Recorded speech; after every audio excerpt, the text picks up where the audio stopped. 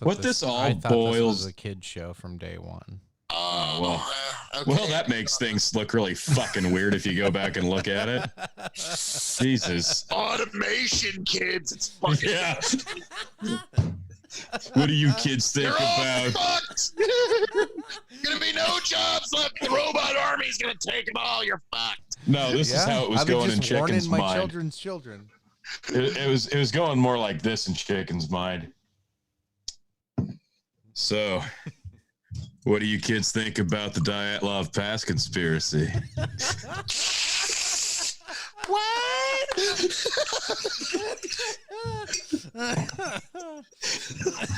This is really gonna cut down on our conspiracy for kids channel we were. Oh no, it's going up. It's going up. I'll sign up for kids. That's right. It's time for the Dog and Chicken Show.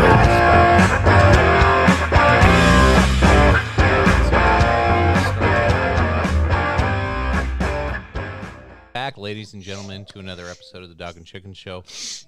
First off, quick call to action. Sorry, I'm chewing on ice and making this very distracting. So YouTube is going to start causing more problems, and that's a lot of tonight's subject. But before we get into that, I want to make sure we all understand that channels are going to be going away, demonetized, disappearing. Of course, we're not monetized. This is a free show. There's nothing but free content here, free opinions, and just open conversation. So like, share, subscribe right now. Make sure you're being alerted when we have new shows up. Make sure you click that little bell, because you do not get notified of anything unless you were a regular YouTube watcher. You probably don't know when we got a new video up unless we notify you on Facebook or other social media outlets. So that said, Tony, you want to introduce us into some of tonight's topics? And actually, I want you to introduce our, of course, special guest. Well, yeah, we are going to get into the entire wonderful new policies that YouTube is putting in forth, also known as COPPA. And why don't I let my wonderful friend Phil KOE joining us tonight for an extreme edition. What do you know about COPPA? Oh, well, thank you for that marvelous introduction. And the King of Extreme has decided to stop in by and deliver an extreme edition for you gentlemen. COPPA, or as I like to call it, the end of the internet as we know it. What do I know about it? I know that the techie millennials grew up, had kids, and decided, hey, let's ruin the internet. That's what COPPA is. If you really want me to break it down, it's like, oh no, we need to pad everything. That same like helicopter parent mentality of we need to pad everything. Now the millennials are doing it to the internet. That's really what COPPA is if you want to break it down into its most subatomic form. Well, all right, folks, thanks for tuning in. That's our show. Yeah, that's ruined us. Bye. I'm glad to help. Fuck, Phil, you just ruined everything. Well, what else do you need? That's a better description than Wikipedia is ever going to have. Yeah, I mean, that's what it is. I mean, remember when, oh no, my doggy got into something. Remember when the baby boomer parents would like try to put little pads on everything and make sure you couldn't get into the plugins and make sure everything was perfectly safe. That's what the millennials are doing to the net. So that's just the way I see it. COPPA is also YouTube trying to basically shift its culpability to its content creators. And there you go. That's probably some of what I want to talk about on here. Like I got a lot of interesting things. So I got an 11-year-old child that watches a lot of YouTube. And this whole COPPA law. So for those that don't know, it's a Child Online Privacy Protection Act. So what it does is it tells channels like YouTube that they are not allowed to gather data and use data towards advertisers for anyone under the age of 13. I agree with that. That's a good law. Granted, this law was signed in 1998 and is 21 years outdated with today's times, obviously. And there's some huge implications on here, outside of, our realm and what we're doing. We can talk about that and how this show could easily be removed from YouTube, simply because of the name and the image that we have as our background. Yeah. So that's pretty shitty. And the fact that we curse as often as we do does seem to help against our, eventual removal. It prolongs it anyway. But it doesn't. Not enough. It doesn't. Even though I label every one of our episodes as explicit content and that it's not for children, the fact that the name of the show is the Dog and Chicken Show, which were our nicknames from high school, which is what, we're thinking Dog and Pony Show. And then, my nickname's Chicken. So Dog and Chicken Show, it's a little play on words and a little fun. But they are pets and animals, which may interest children to subscribe or like our page. So if we entice children under the age of 13, we may be in violation of COPPA. So let me ask you this, because something, once this started, kicking into effect and everybody started losing their shit over it, I, obviously I manage the Revolutionary Wrestling podcast page between Phil and I, and like, share, subscribe. Yes, while it's still there. So during that, everybody freaking out. I'm like, well, what steps can I take? I'm like, well, okay, first and foremost, let's just make it, abundantly clear right out of the gate.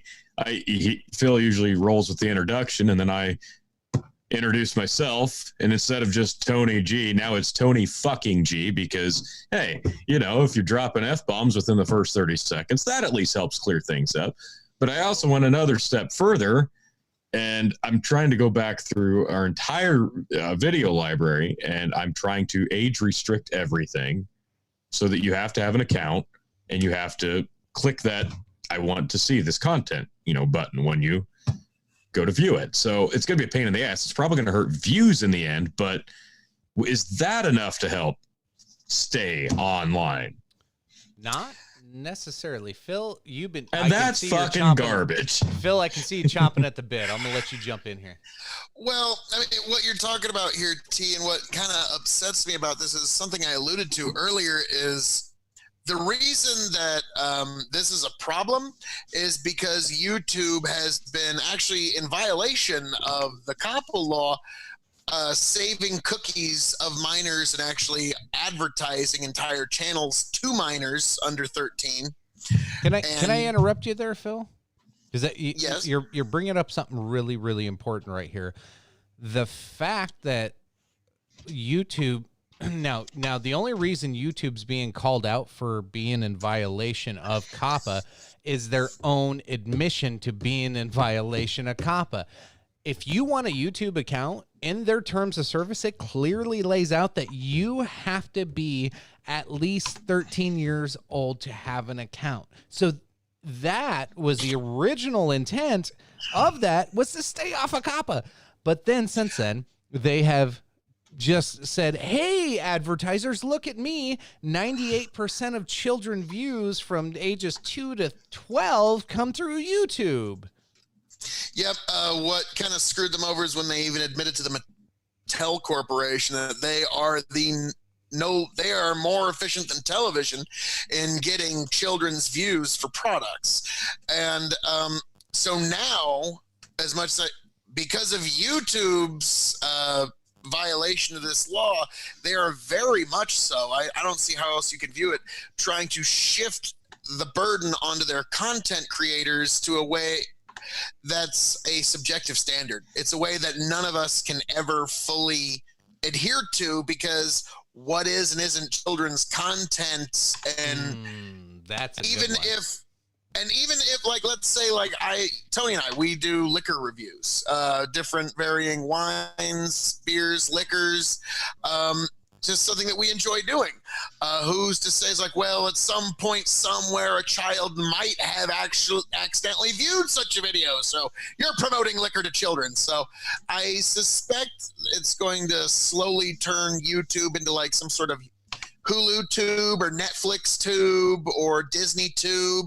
It's another way to slowly phase out content creators that aren't from massive studio. That's already kind of happening with obviously it happens like you got YouTube Premium now, which pardon me, Chicken, I believe you have, correct? Yep, which does nothing except for allows me to download content onto my phone so I don't have to stream it while I'm driving in my car. Right, but it should also allow you to not have to turn the screen on, leave the screen on. Yep, you I can do shut this. my phone off and it plays streaming. And I'm paying for those features, which is garbage. Woo. So I was about to say, so this YouTube Plus is doing everything YouTube should be able to do as it is anyways. Wow. Right, but that it was something that they should have. Bravo. That's something they should have done years ago. When you think about it, but it is kind of a handy feature. Like me today, I was driving for 2 hours delivering stuff, and I listen typically to the Jim Cornette Experience on Spotify. Motherfucker. But his Jim Cornette drive-through portion of his podcast, which is the one earlier in the week, that's not on Spotify. So I have to get on YouTube and I've got to leave the screen on, which sucks. So I actually had to find it on battery, kills your data. Yeah, so I had to find it on a different platform so I could turn my screen off. So it makes sense for that, but not just the YouTube Premium, but they're starting to build up their YouTube Music, same concept like Spotify. They're starting to build up obviously YouTube TV, which I use right now. So it's getting to that point, and they're kind of trying to corner the market, music, streaming, and TV streaming. So it's getting to that point where right now it's like YouTube TV is going to be going head to head with like Disney Plus very soon at this rate. So you're right on that. So I've had YouTube Premium for a little bit. I did a little YouTube TV, and I'm considering going back to YouTube TV just because of Hulu jacking their price up and actually taking content off makes no goddamn sense to me. I could not stand Hulu Live. I don't mind Hulu Live at all. I'm just upset that now that Disney Plus is open, they take half of the content off and then jack up my price. And then tell me I get a deal for Disney Plus. I'm not getting a deal. I'm paying more because I have to add a subscription and pay more for my original service. So it's bullshit. But it's bundled if I still have to pay more in the end of the day because Hulu is jacking their prices up $10 a month. That starts like December 18th Hulu or something like that. It's something weird. It's coming up, but they're jacking. I thought Hulu was going to bundle with Disney Plus and ESPN Plus for like a flat yearly rate. They did. But they're still going to jack the price up on Hulu. That's insane. Oh, boy. All the people that quit watching TV because all the TV shows are garbage turn to different services on the internet to get away from the garbage television shows. And then the garbage corporations that kept putting out the garbage shows said, hey, they're going to these sites. So why don't we go to those sites to push out our garbage? And the cycle of ruination continues and continues and continues. The cycle of ruination all stems from advertisers, and that's what this is all about. So real quick, let's go back to the history of COPPA. And we'll try to stay on You'll track, never take folks. me alive, COPPA, you see? Yeah, you're sure you'd never take me alive. I've been holstering that one for a minute. I bet, man. So 1998 is when they bring this law into effect. Of course, good idea. Let's protect 13 and under kids from data collection and advertising because they're susceptible to, if I have a link up that says click me kid, he'll probably click it because he doesn't know anything else. Reverend Lovejoy's wife. My God, will someone please just think of the children? Yes.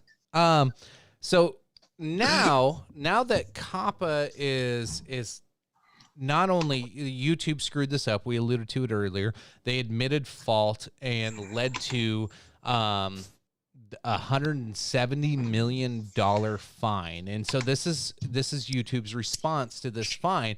They don't want to be responsible anymore. So they're going to put it onto the content creators. That's us speaking to you now. It's going to be our problem and could lead to $42,000 or more fine per video that's in violation. And now, if a channel gets flagged, that's every video. Now, I know we're 26, 27 episodes in. I lose count all the time, Tony, and I should have checked with you beforehand. Whatever. But either way, so we got at least 30 to 35 videos posted on our channel. So if our channel were to get flagged, that's $40,000 per video. Yeah. Yeah, we're financially ruined. Well, I am. It's under my name, I guess. So sorry. Well, alluding to what I said the last time I was here on the Dog and Chicken Show to lend the millions upon millions of fans to KOE Nation to your show, YouTube really doesn't want YouTube famous people. Because not like anymore, say Jack they Black, don't. Not since Google bought it. They don't want. They don't want the original brand, because the original brand was broadcast yourself. They wanted anybody to jump on. They wanted you. They wanted to corner the market and build and monopolize it, really, is what they were trying to do. They succeeded. Google bought it, and now Google's going, okay, we got everything we want. Nobody else can compete. Shut it down. Well, the reason is you have to ask why. What's the reason that they want to do that? And as I said, they don't want YouTube famous. Well, somewhat. I mean, it always comes down to the dollar, but they would much rather have somebody like Jack Black or somebody like that talking about, hey, look at my crazy, wacky new project. Because if a YouTube content creator is, quote, famous, or if you're a YouTube famous person, YouTube is then considered responsible for that person. Exactly. They are, if they say something controversial. I don't want to be responsible for what Phil says. No, nor should you. Oh, Nobody wants to be responsible for what I say. There's times I'm like, oh God, I'm responsible for the things I say. Oh my goodness. But so the idea is they want people like The Rock to come onto YouTube, like, hey YouTube, this is what I think about things, if you smell what I'm cooking. They don't want you and me, because we're just regular Joes and we're distracting from the, god awful, the normal crap that's on Disney day in, day out. We're distracting from Disney Plus, and we're distracting from Hulu, whatever, and we're distracting from YouTube Plus. And that's the reason why that's why they're handing out these big fines. It is explicitly to have a chilling effect on content creators. Yeah, and it's interesting that this is a reaction from YouTube. This is not YouTube handing out these fines. This is going to be the FTC handing out these fines. I don't know. Do we want to go what flags you, Tony? Do you know the how the FTC is going to force YouTube's hand, and how they're narrowing down what videos to flag, and how they're going to chase after the naughty evil doers on YouTube? We've got to assume that it's going to be done very much like Facebook does its auto flag, right? Something similar. There'll be some AI, yeah. Right, and it's going to do that, and it's going to try to nitpick a bunch of stuff, at least at first. So obviously we know AI does such a great job. Like, oh yeah, they're fucking phenomenal. We'll get into that later.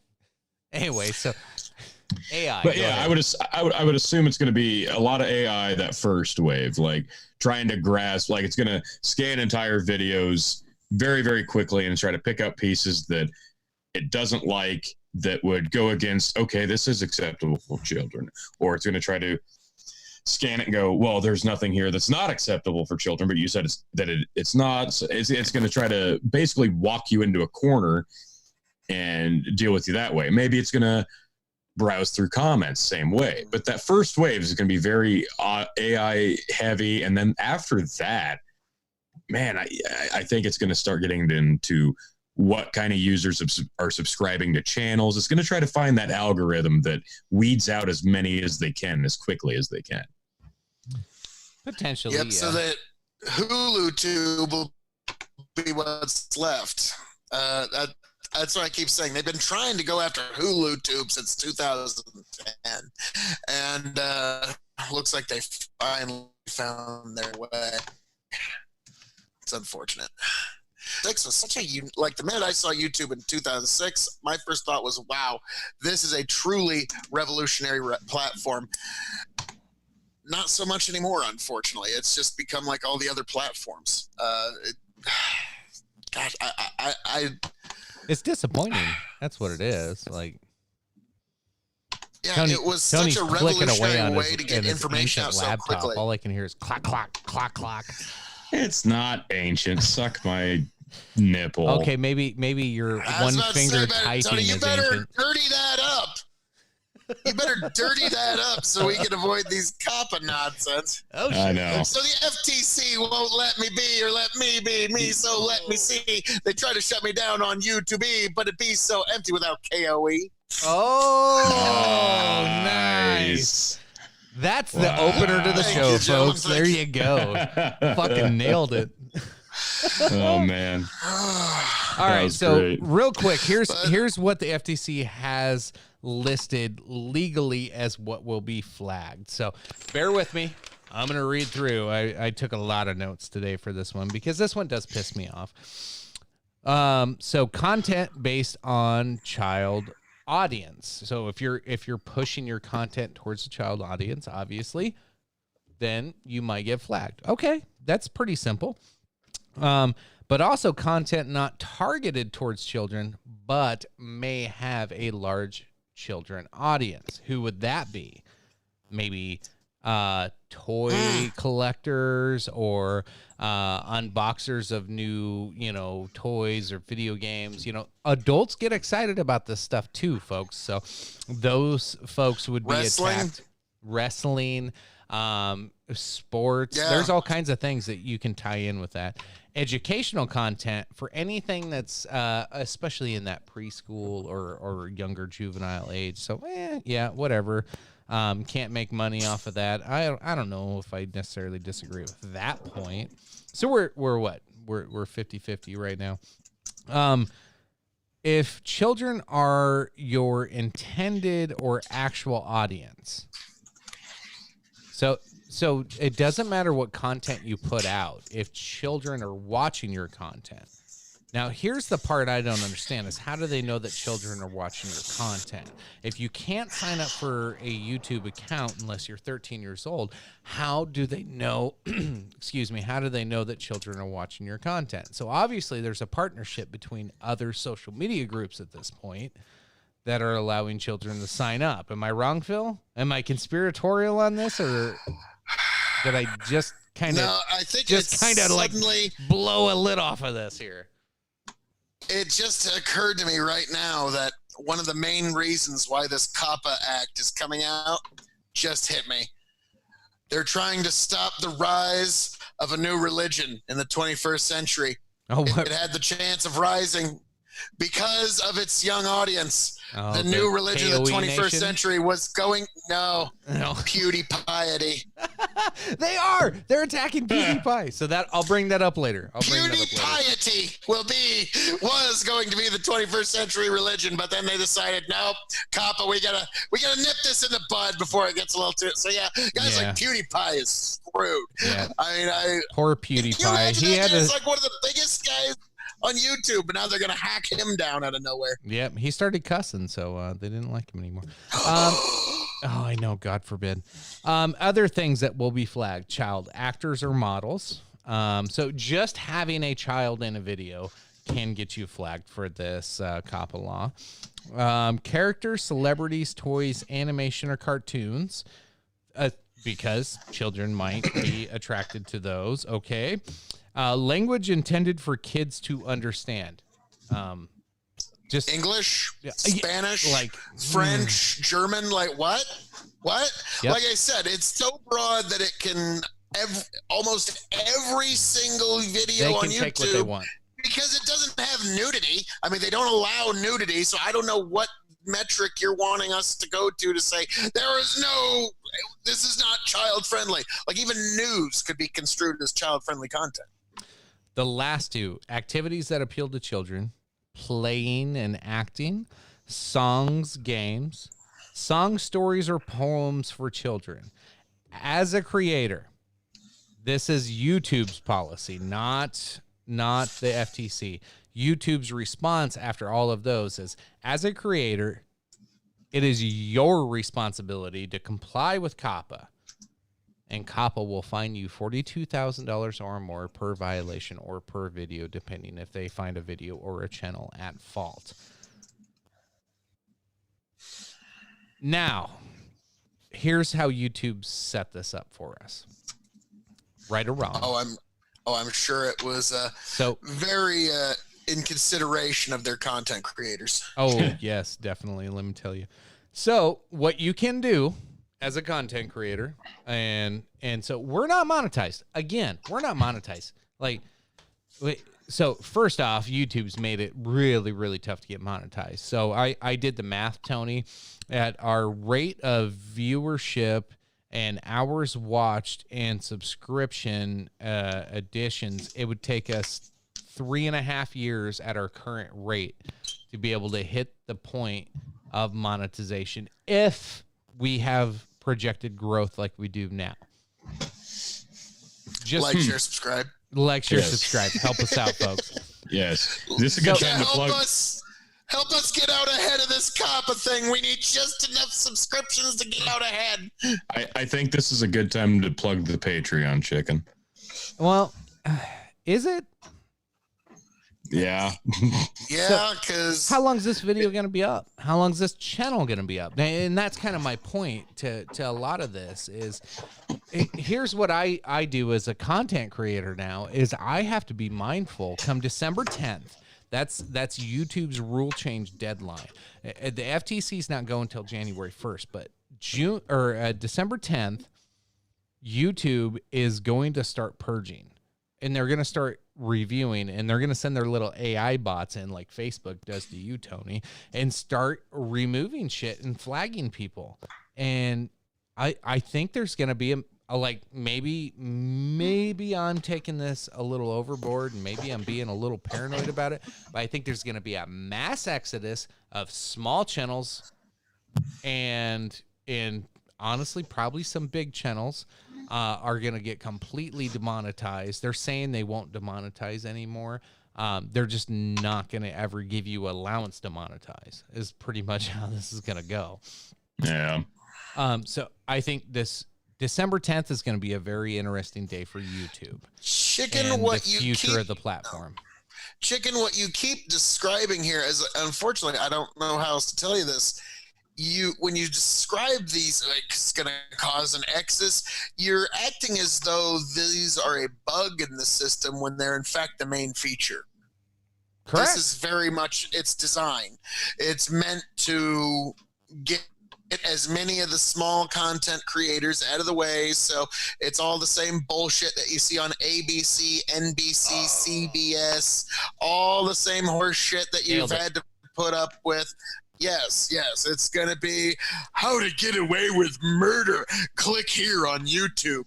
Scandal. Click here on YouTube. My nutty cousin. Click here on YouTube. That's going to be the nonsense that we're going to be having. So, Oh my God, I love My Nutty Cousin. It's fucking amazing. Oh, isn't it great? Oh, yes. So Tony, isn't network television the best? Oh my God. So Tony, we're going to know soon because it's going to be all over YouTube. So Tony, how long you been on YouTube watching videos? Oh, jeez. I want to say I think I made my first account in 2005. Okay, And probably uploading videos. So they have a ton of data on you, right? So yeah. I'm just curious if this has started happening to you like it is me, because I started probably around that same time. But when did you start getting random ads from either CNN, MSNBC, or Fox News right after a video? It just auto plays. Uh, maybe the last 6 months to a year. Exactly. Same here. It is a huge takeover of corporate media. They are investing so much because they're such a dying business right now. And like, who watches TV? Like when you say I'm watching TV today, most people are like, "Oh, you're watching Netflix." Nobody's thinking you're browsing through channels anymore or watching the news. No. When you say you're not at watching all. the news, you get that off of Twitter or like, honestly, like it's an old fashioned statement. We joke about it all the time, but like all of a sudden, all of these big news organizations saw, oh, we're going to die and we're all going to go away. Where can we still survive? Where's everybody watching? Oh, YouTube. So they're pumping all of their money into it. And you know what? I'm just going to call it. They have a huge influence on this. And I guarantee, like, have you guys been watching any of the 3 big news organizations? And have they, any of them, have any fucking one of them mentioned COPPA in the last 2 weeks? Now, chicken. Some would say that now you're getting into the vein of conspiracy, but honestly, it's It's one of fucking those, real though. They're no purposely proof. cock blocking real content creators with real opinions and real news Yes, to spread their fake bullshit. It's one of those where you ain't got any exact proof, but you don't exactly need a weather vane to know which way the wind is blowing. So we know that this is intended to try and get rid of the small guy, the little guy, crushing the little guy. But unfortunately, it seems like YouTube is not going to stand with its content creators is the big problem. And so, yeah, you're right. It's going to cause an exodus because why invest your time when you can go to other places like Patreon and other places where you can actually get the reciprocal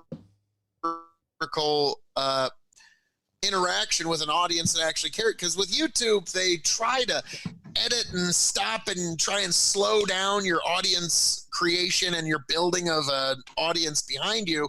Mention that or do mention this, and there's just really no true interaction with the audience. And so there is going to be a very big exit soon. You exit, TubeSit, internet, get on it. Brexit was awesome sounding, which is why it caught on. Give us something just as catchy. So, Tony, you've been listening to me and Phil go back and forth a lot. What are your thoughts? I mean, I agree. I mean, there's nothing I can disagree with. That's the thing. Like, everybody's affected, small to big to in between. It doesn't matter. Like Phil was saying, they're specifically going out of their way now to pick and choose what they want to have be the main form of entertainment on YouTube. And it's such a selective platform that now that they're going to have the power to pick and choose, after dropping the ball and costing themselves a fortune, it's either going to spring to life new, exciting forms of YouTube, or it's all just going to die a cold death. And we're going to, again, all find ourselves on Patreon or similar platforms, which it's fine for some forms of entertainment. But for a show like this, it's a real pain in the ass if you just want to put out a weekly show, and it's already hard enough to get subscribers. And then you have to go another step and go, damn it, hate to ask, but you gotta pay us now to get the content because, Big Brother here, YouTube, they screwed up and now we're paying for it. So now you gotta pay for it. I think that's what's the biggest shitbox is in this whole thing, is the fact that people watching are the ones that are going to be affected. Not, I get it. Yeah, people are very liable to get fined out the ass, but man, the masses that watch YouTube and watch some of these bigger channels, it's just what a shame. Those that are going to get the fine are going to be kind of like, the days of Napster Again, dating myself, old-fashioned sentence there. I said the days of Napster. But like Napster, sheesh. Yeah. Literally. Just get on your horse and buggy, Grandpa. Yeah, nobody knows what the fuck you are talking about. You just dropped Napster. So, children, let's go back to the days where we used to first started downloading music for free. Napster playing on our N64. Yeah, we used to download it in 56K. It would take 7 hours to download. I was downloading a wrestling theme song last night. It took me 16 hours. At the 15 and a half hour mark, my mom picked up the phone and fucked the whole thing up. Yep, nobody downloaded November Rain because it took fucking forever. That's why I didn't think Napster was that big of a deal back in the day. I was like, well, come on. If they really want the song that bad, it took them half a day to get it. Just let them have it. Yeah. At that point. Anyway, But so where I was going with that real quick, that was great. Go ahead. So where I was going with that is you're absolutely right. It's not the content creators, like they're going to be impacted. And we'll touch on that a little bit more. I honestly, I want to share this video because as I'm prepping for this episode, I got home tonight. I've been on the road all week. I get home and, my son's always excited. He wants to know what we're going to talk about on the podcast and, wants to know if he actually gives a shit about anything we're talking about. And so I was kind of explaining to him, explaining to an 11-year-old kid what COPPA is and how it's going to affect him. I hadn't thought about it until he asked me. And I'm like, who's your favorite YouTuber? And he tells me, I'm like, he's probably going to either change his content completely to something you don't like, or he's just gone. Honestly, I allow my child, and so let me preface this real quick before you go any deeper. I allow my child to use my YouTube account, but he is very disciplined. And I was actually talking to my wife about this earlier tonight, before we started this podcast. And, there's times where I'll hear him, or I'll hear the episode of a YouTube video that he's listening to, and they'll say the word sex. He will shut the thing off. Like, that's how disciplined we have him as parents. He knows, oh, this is probably going south. I probably shouldn't watch this. Now, honestly, he's 11. I don't know, whatever. Judge me all you want. Wash me, as Phil says. Wash me in your judgment. I'm trying to explain to my 11-year-old son how COPPA is going to affect him and what this looks like for his favorite episode. So I wrote it down. His favorite one was Flamingo. So Flamingo's got two different channels. He's got an adult channel and then one where he doesn't swear. He doesn't watch the adult one because he swears, and the other one he watches, and he plays video games and just does silly stuff. That's cute, chicken. That is so cute. You think he doesn't watch the one where they curse? It's adorable. Yeah, kids these days can get to the corners of the internet faster than we can. Hey, and you know what? If he does, I don't care. Honestly, he's gonna see worse shit in his day on anything besides YouTube. He can type in you porn any fucking day he wanted to. Like, sure, I can put up blocks here in the fucking house and whatnot, but you know what I mean? You can't. But then you'd be blocking yourself. You dick. So that's why that one's never. I could, but there's just. Gonna find it eventually, and just don't really. But you see, that's what why I'm I use saying. RedTube. You can't protect your children from everything forever. Stop. You talked about it, the helicopter parenting and all the. Just stop it. Kids are going to see some weird shit. They're going to hear some weird shit. Yes, there's pedos out there. There's weird sons of bitches that are going to make weird comments. That's one of the rules I like. If it's a kid's video, yeah, you don't allow comments on there. I'm okay with that. If it's a kid's that's fine. Video, do we need comments on somebody reviewing a box of monster trucks? No, we don't need comments. Here's the fucking thing. Any YouTube creator can say, yes, I want comments, or no, I don't want comments. Exactly. So how fucking so where's the line? And you two take this up. Where's the line between when it's a parent's responsibility, when it's YouTube's responsibility, and when it's the creator's responsibility, because this is the fucking gray zone we're in right now, that YouTube is just drawing a line and saying, creators, this is your fucking problem. Well, but parents have a part in this. I can kind of sum it up, I guess, for me. Like it was Saturday. I have an old phone. I have several old phones, and shitty Android phones, yeah. Yeah, fuck you and your stupid iPhone. So I've got old, cell phones, and instead of giving my kid mine or my wife giving our kid hers to watch, because he won't shut up about not liking the one show we get to watch out of the 6 hours he's watching his shit. Here's a phone. I wiped it clean. I factory reset it. Here it has YouTube on it. That's it. Enjoy. Knock yourself out. Watch your. I'm playing with Play-Doh, and I'm putting the PJ Masks doll into Play-Doh videos. Knock yourself out. Well, it was Sunday, and he was coming down the stairs. A couple people were over watching the game. We were watching another game, and then he comes down the stairs carrying the thing as it's playing, and she hears it say hardcore pornography.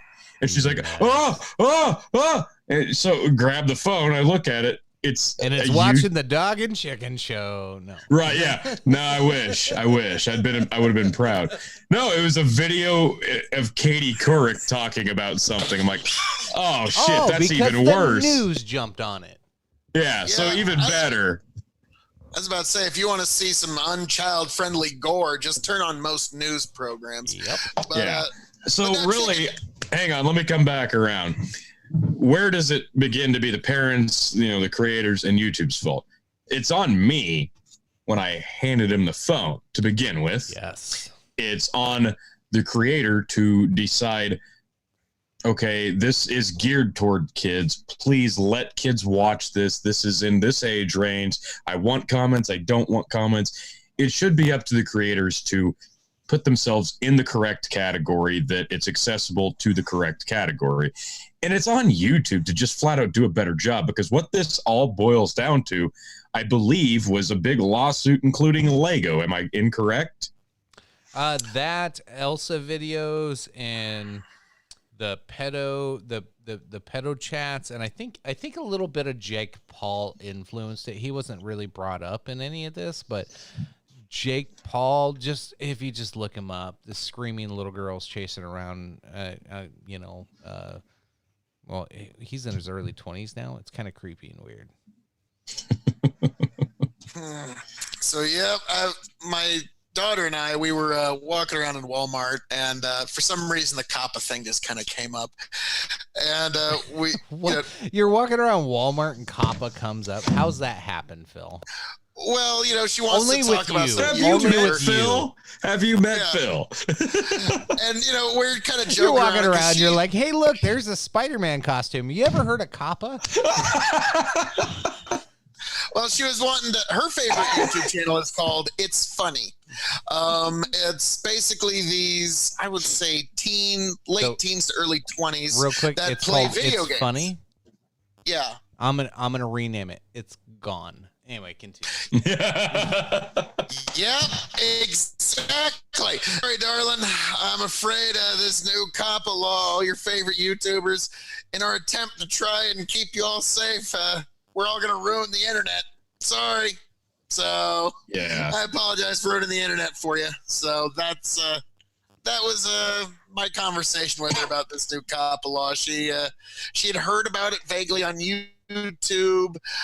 They even mentioned it, I think, on a couple of the channels that she likes to watch, because it's like you said, people opening up toys and here's the latest kitty makeup or whatever. And so they're all going to be gone in a few years, unless they're or months. Unless they're officially sponsored by ABC, CBS, NBC, the major communication corporations. So real quick, I want to share. So Riker, of course, was pretty upset after I talked to him about this, and so he wanted to record a little video to add into our podcast tonight. Nice. Let me back it up a little bit here. Rock and roll Riker. Rock and roll Riker. Let me get him actually on the chair. There we go. All right. My opinion on COPPA. Somehow. Real quick, I'll preface. He thought COPPA was a person. So Got it. I like this. He is really, really making me disappointed right now. And I really hope my favorite YouTube channel does not get banned because it is fun to watch. Some days makes me laugh really hard. And think, all people around the world watching that YouTube channel would be, some would be depressed and some would be very angry and just rage and scream really loud in their house that they probably get in trouble. Why? Who would make this rule? It seems like COPPA is very, very strict. I want this to stop. Thank you. Good job, bud. So, were you going for the "How dare you"? no, I wasn't. I think that was How dare you? How dare you? Oh yeah, I'm gonna pronounce him around all over. Yeah, I should be in school watching YouTube. Exactly. Like all the other kids. Exactly. Watching YouTube. Come on. Yes. But Just think of them. what you're helping to do and what I'm seeing here is this COPPA thing is going to start a new generation of 21st century free speech warriors that are going to be on the tech front. Oh God, Like, we needed a new people like wave of your those. kids. Well, no, we always hear it's like, well, this is a private company, so, can't infringe, they can infringe on all the free speech they want to. But the minute a fine gets passed down to YouTube, now we're a public utility, and this needs to be passed on to the content creators. My, oh my, how convenient. And They will so, not call yeah, themselves a utility, though.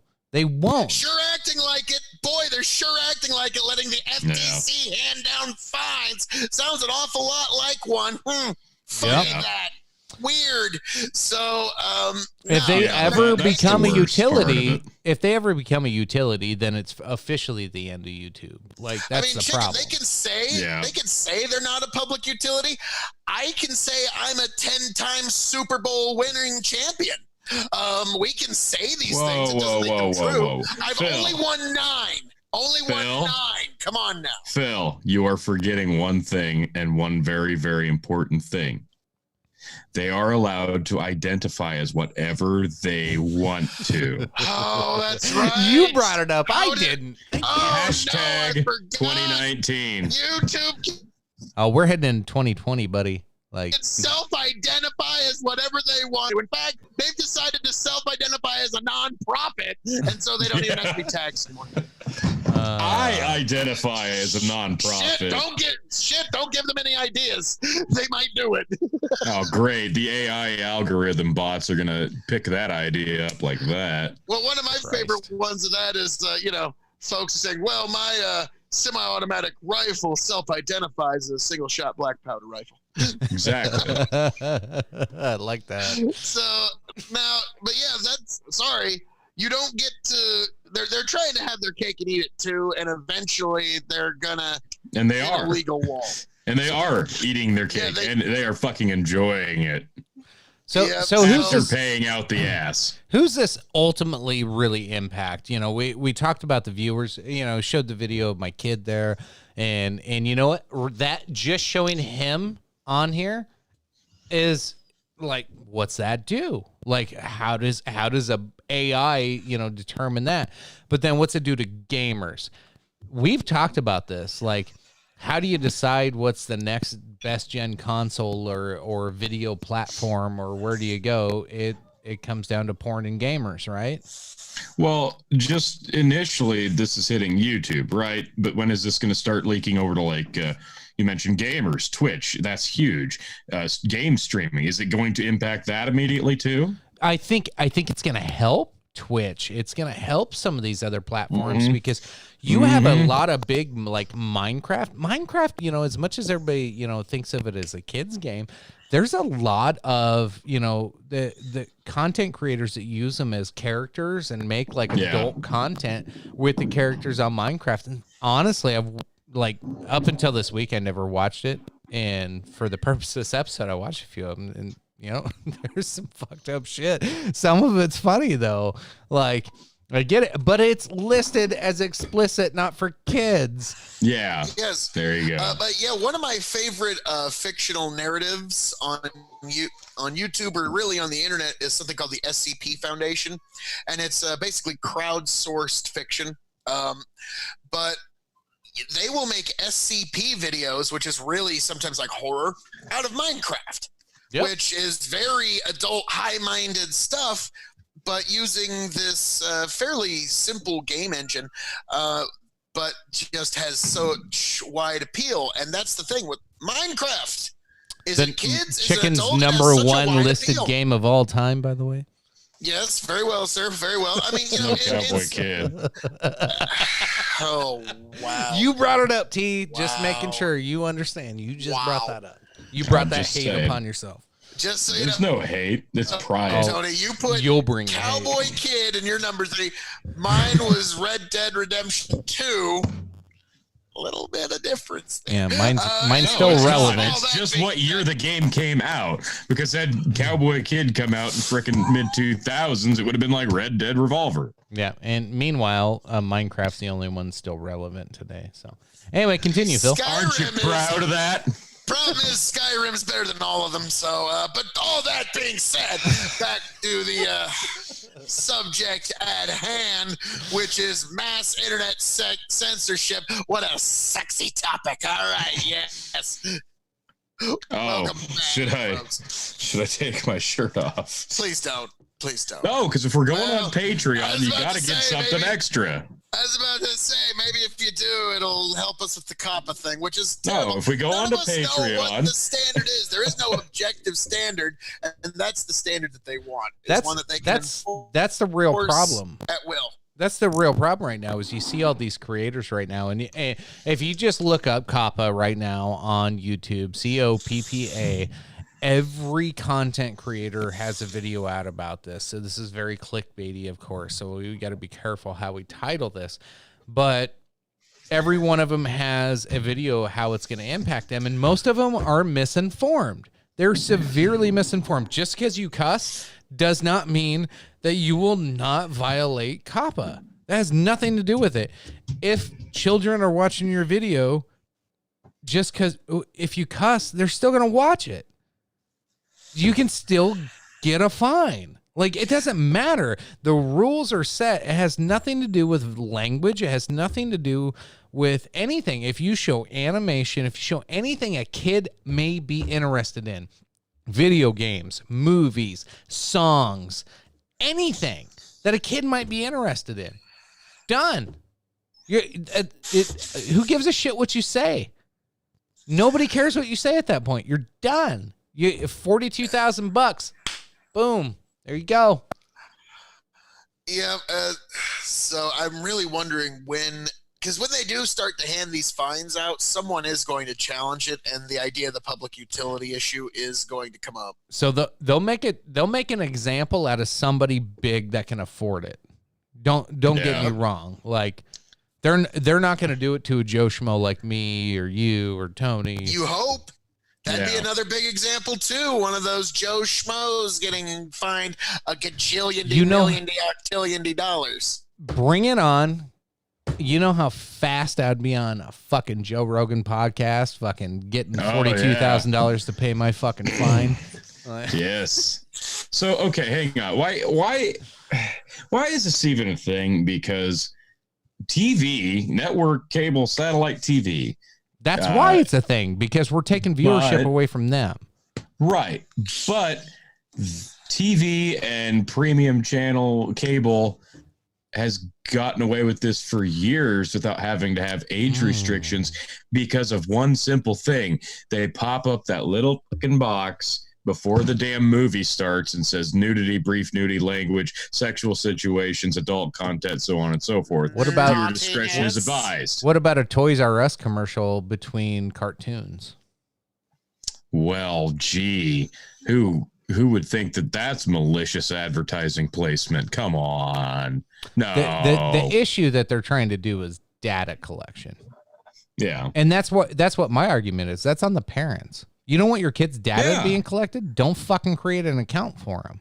Oh, no. Tell them stay off YouTube. That's just it. And if you want them to, if you don't care if they're on YouTube, then you make your own account and you share your account with them or you monitor that. Like, I don't know what the answer is to this, but it's not COPPA. This is fucking stupid.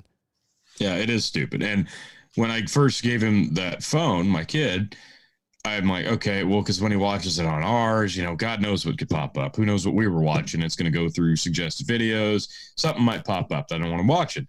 So I tried to set him up a kid account. That is the most difficult task I have ever gone through trying to set something up. It's impossible. It sucks. It's a pain in the ass, and it's worthless, and you can't even log back in if you get logged out. It was terrible. So YouTube that's Kids on is them. a fucking joke, is what you're saying? It's a great idea. It's a great concept, and we could have avoided all this had this actually panned out correctly. You can't monetize it. That's all. Well, see, there you go. It's not a great idea for them because, they can't monetize it. They can't collect the data that they want to collect. They can't promote. They can't manipulate it. That was the problem, and that's why it's failing. That's why they made it so difficult that nobody wants to do it. Because they'd much rather have you hand your phone to your kid so they can start rolling out the ads that they want to roll out and into the suggested videos that they want to suggest. It's a scam. Yeah. I'm kind of having an odd, kind of a paraphrasing of an old NoFX song, but it's also a paraphrasing of an old phrase, but it's kind of coming to me like this. Like, first they got rid of the Silk Road, keep our kids safe and off the streets. Then they got rid of the lurid content, keep all of those naughty things away from our kids' eyes. Then they shooed away the conspiracy theorists, and they got rid of all of the far left and right extremists. And then, weirdly enough, there was no one left to notice when they came for us. Gee. That's creepy as fuck, Phil. Yeah, that's where we're at. They've gotten rid of all of the freaks and geeks and everybody on the fringe. There's no one left to notice. Did not. There's plenty of them. They're louder than ever. Yeah, but apparently they're not on YouTube anymore. That's what Fair enough. But that's what I kind of mean. It's like, wow, they got rid of Alex Jones. Okay, that guy was huge, and they got rid of him. There's going to be no one left to notice when they come for us. Okay, there's not going to be this big outroar because they all got banned too. So the YouTube exit or whatever. And if you're wanting a clickbait title, here's the ultimate one: COPPA will destroy the world. There we go. We're running with it. There you go. But yeah, I would say, we gotta take advantage of the title and really stick out from the others, because how many are there now? So, well, yeah, it's all about COPPA right now. But like, you'll never take me alive, COPPA. I like that one. Yeah, I like that. that might be it. I really want to, like, so from a content creator aspect. So like you look at successful ones, like I mentioned Jake Paul earlier. We talked about PewDiePie. There's, I look up Joe Rogan's got like 4.5 million followers. He's the biggest podcast in the entire world. 4.5 million followers. You look up some of these gamers. Other than the Dog and Chicken Show, obviously. He's got a pretty decent podcast going for him, but no Dog and Chicken Show. You look up some of these gamers. 10, 20 million followers on these gamer or not podcasts, they're just YouTube channels for gamers. And it's like, where do they go? They're done. Yeah. They're gone. Either they change their content severely to make sure they're monetized, because some of these guys, that's their income. You look at you look at a PewDiePie or even a young PewDiePie and people that are coming up like that, like that's their way of life, and that's their total income. And this potentially, if they have to flag all their stuff as child content because they're playing a video game or showing possible child material or pets or animals or other things that are listed as things that may entice children to watch your videos, if I have to do that, then I demonetize myself. 80 to 90% demonetization. Phil, I don't know how much you make a year, but could you take an 80 to 90% paid decrease? I don't think any human being on the planet can really budget for such things. There's very few that can. It's something that a great uncle of mine once said. It's like, well, it's kind of a funny thing. The more money you end up making in life, the more you end up having to spend on things. So yeah, that's God, that would be awful. But at the same time, this is one that I'm a little torn on, okay? This is one I'm of a little bit of two minds. I get it that it's very inconvenient to be demonetized as a content creator if you've set up. I also don't get some of these YouTubers that act like they have some sort of inalienable constitutional right to YouTube monetization. Yeah, I agree with you on that. Some of them get a little fucky with it, like, hey, like, create original content, and yeah, sure, then whatever. But yeah, I understand if that's your living, it's very frustrating. We do this because we find it fun. We all got extra jobs on the side. We're all working stiffs, which I don't even know why nowadays fucking angry internet mobs are having insatiable bloodlust for people's careers. If you say something wrong, it's like, I want you fired, and I want you fired, and I want you fired. So it's the internet bloodlust of careers. Yeah, it's the cancel culture that ties in with the whole thing, for sure. It never ends. It's just a ton of bullshit. A lot of bullshit.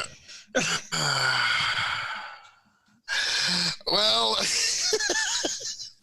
this turned into a bit of a bigger mess than I thought it was going to be. I'm sorry. I just this second discovered the chat feature and started sending me chats. Hey there, cutie pie. I'm like, what the fuck? I sent Phil a typed out dong. I was thinking, like, wow, the amazing technologies that are available to us in the 21st century, Tony, and things that you use. And they wonder why YouTube's shutting shit down. Yeah. we wonder hey, with such high-minded content like this, I don't understand why they don't want us appealing to children. Well, we never were supposed to be appealing towards children, but no, we never. That was never the point. Like, unfortunately, like, we cover pro wrestling, MMA, and liquor. We are so utterly millennially geared that it's almost ridiculous. Like, should we start following football too? What this all boils was a kid show from day one. Okay. Well, that makes things look really fucking weird if you go back and look at it. Jesus. Automation, kids. It's fucking... Yeah. What do you kids think You're about? All fucked. Gonna be no jobs left. The robot army's gonna take them all. You're fucked. No, this is how it was going in Chicken's mind. Children's children. It was going more like this in Chicken's mind. So, what do you kids think about the Dyatlov Pass conspiracy? What? This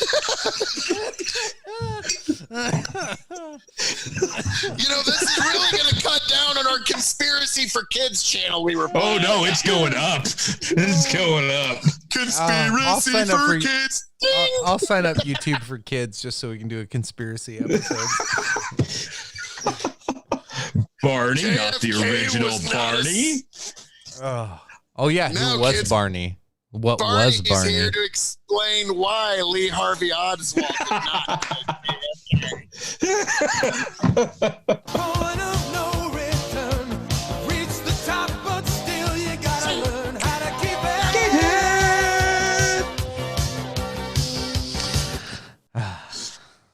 Fantastic. You just pushed it to the limit there, chicken. Fantastic. We always That's a little bit too do. much We, lim- that's what we do on the Dog and Chicken podcast is we push it to the We limit. try. Yeah. So, And we don't do it kid friendly. Remember that algorithm. Not kid friendly. Explicit content. God, quit saying kids. The more you say, it's gonna fuck us over. Adult. Porn. Pecker titties. Titty pecker. Ain't nobody got time for that.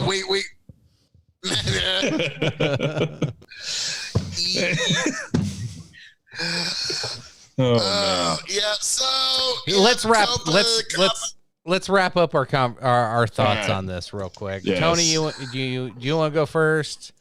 Yeah, sure. I think what this boils down to is the fact that this is all based off of YouTube dropping the ball as far as policing things when they could have right out of the gate. Like, okay, obviously, people of all ages are going to be using this free service, and we could make sure the correct age range is watching the correct age appropriate content, and they didn't. And they kind of let it turn into the wild west, and they made it easy to access no matter anything you want, and that's on them. And it was always on them, and they paid out the ass because of it. So now that they paid out the ass, they're going to try to find a way to save face, salvage this mess, and basically make it impossible for anybody to do anything that they want like it was before. And they're going to bastardize this format to the point where nobody's going to end up using it in the end. And new formats such as Patreon and Twitch will rise up, and it's not like fun and exciting. I'm mostly just disappointed to see where it goes from here. Me, on the other hand, I am just YouTube's Nero, playing violin as it all burns down. Not much else we can do about it. Just get ready, folks. COPPA's going to ruin YouTube. Then the big corporations are going to move in. It's kind of like if you ever seen the movie Network. It's a great movie from the 1970s where there was a very nice local network that got bought out by a mega corporation. And one of the last monologues, the main character says, and when the 11th largest company in the world owns all of the news and information that you get to hear, who knows what shit will be peddled for truth on this network. And that is where we're at. Who knows what shit's going to be peddled for truth here on YouTube in the coming years, folks. Good luck. That's good. That's good. I'll round mine out with I go back to my kids' thoughts, and I've been looking at this topic for the entire week, been thinking about it, we're watching videos about it, and like trying to educate myself on this before we did this podcast tonight. And it wasn't until I got home tonight, selfish old dad here, didn't think about how this affects my kid.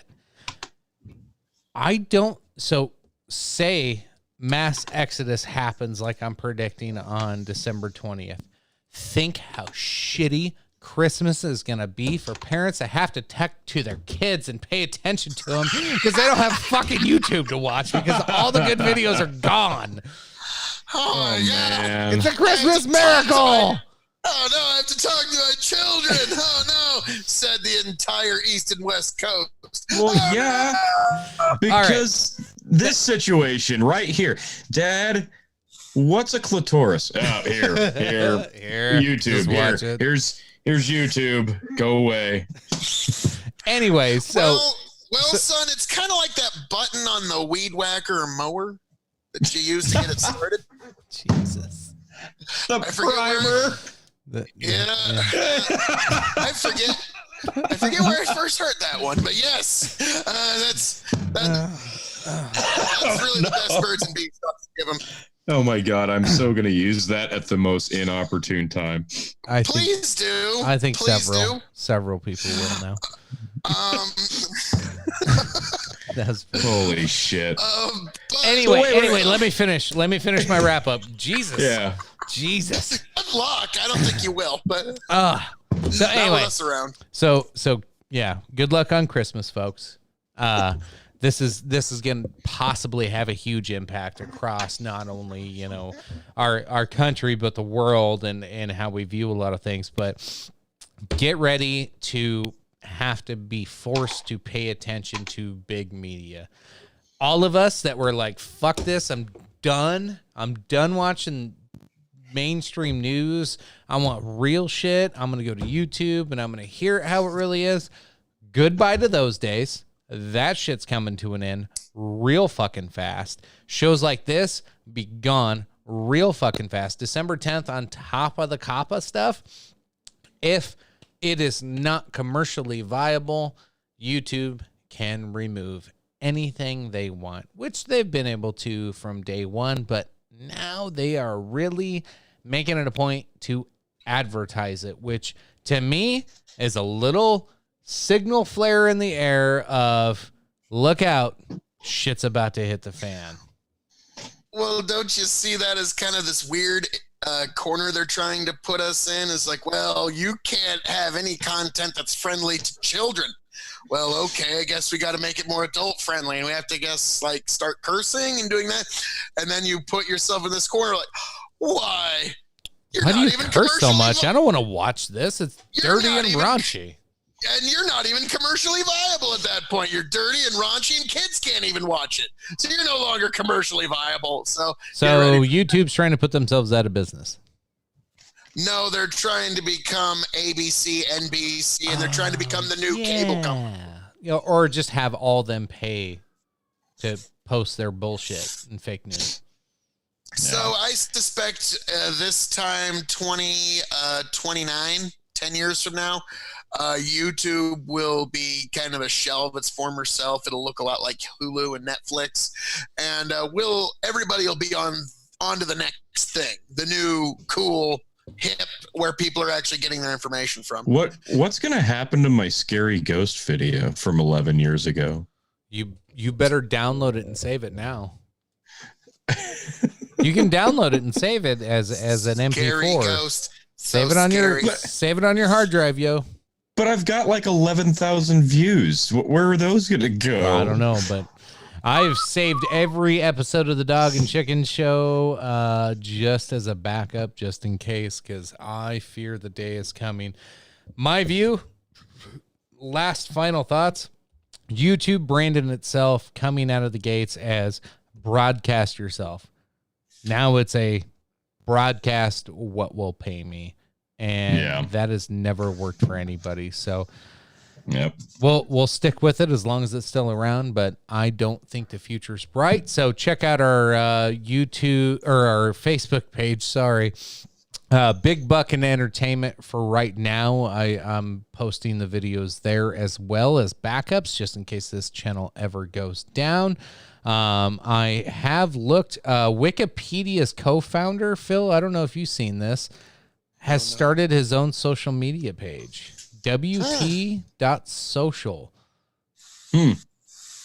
It's got some potential. There is a market pull for something that will respect the American ideal of free speech rather than the European ideal of thought restriction. I'm sorry to put it in such broad terms there, but the American ideal is one that respects free speech, while the European governments really just believe in content, narrative, and thought restriction online. And I would like to see a format that is actually allowed to, make it a little bit every time somebody tries.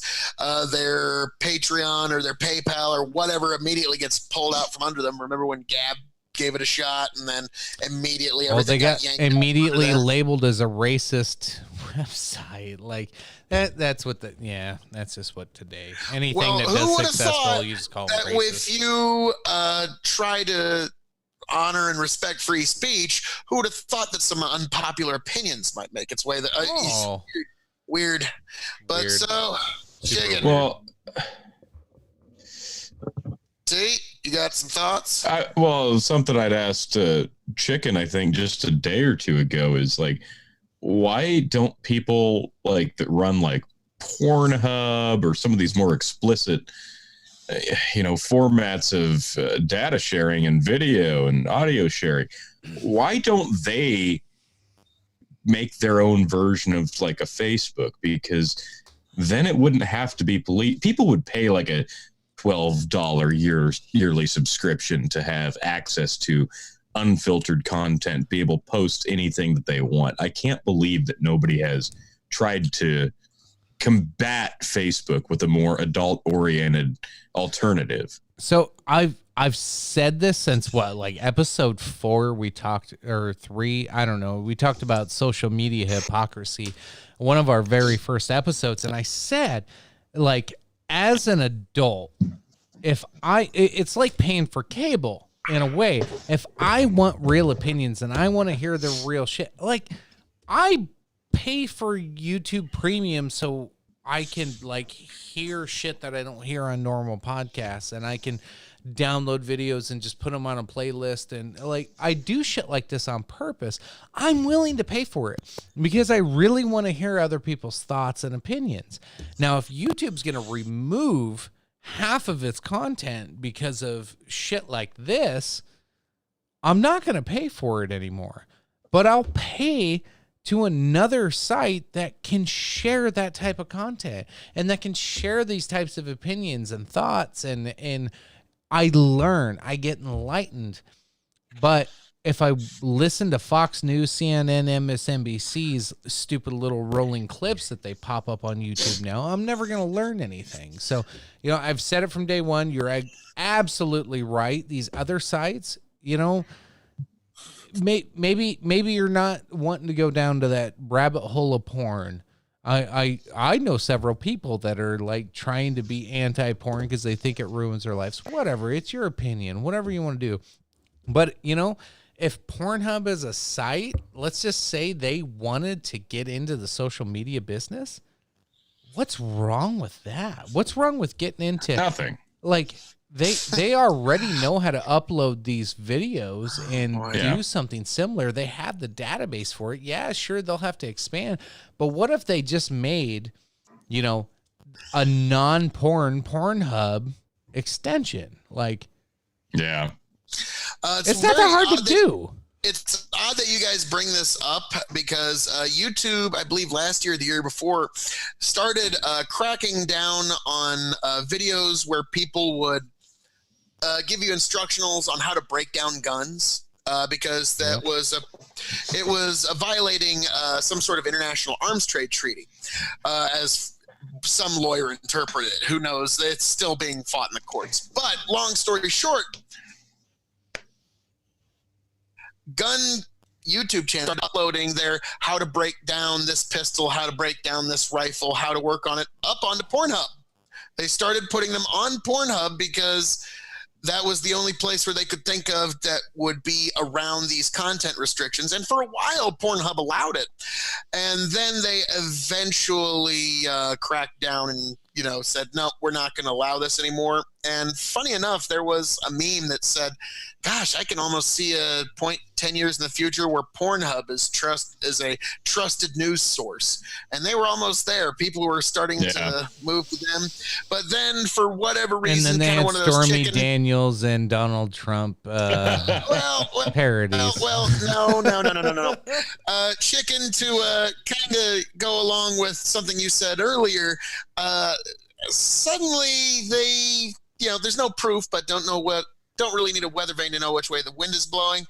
There appeared to be some outside financial pressures on Pornhub making that decision to not allow gun videos anymore. So that's an interesting that you mentioned that. Why not Pornhub or something like it? It sounds like they tried and they were given the ixnay by the something comparable. I would assume it's the content, involved with that, because okay, you can't do it on YouTube, so we're going to find another platform. So it's going to be an adult-oriented, platform. Pornhub, we're going to use it. It's the content itself.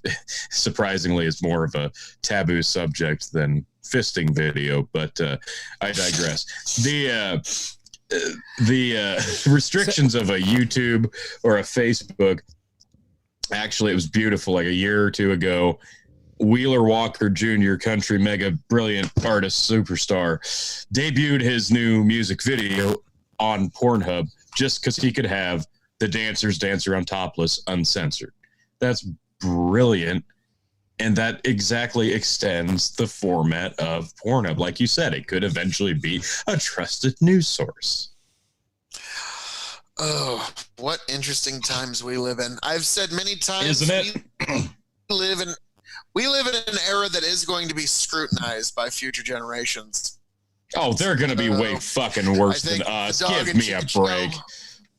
No, but this was an interesting era. This was a very interesting era. It will be scrutinized by future generations. Well, I'll scrutinize them from my, head in a tank. Yeah, Futurama style. So, Chicken, anything else you would like to touch on this evening, sir? So, just, I don't know, wrapping up, we kind of went on a tangent there, right? So, independent media and is fucked. It's under attack big time. There's not a lot of avenues on YouTube. left. It is.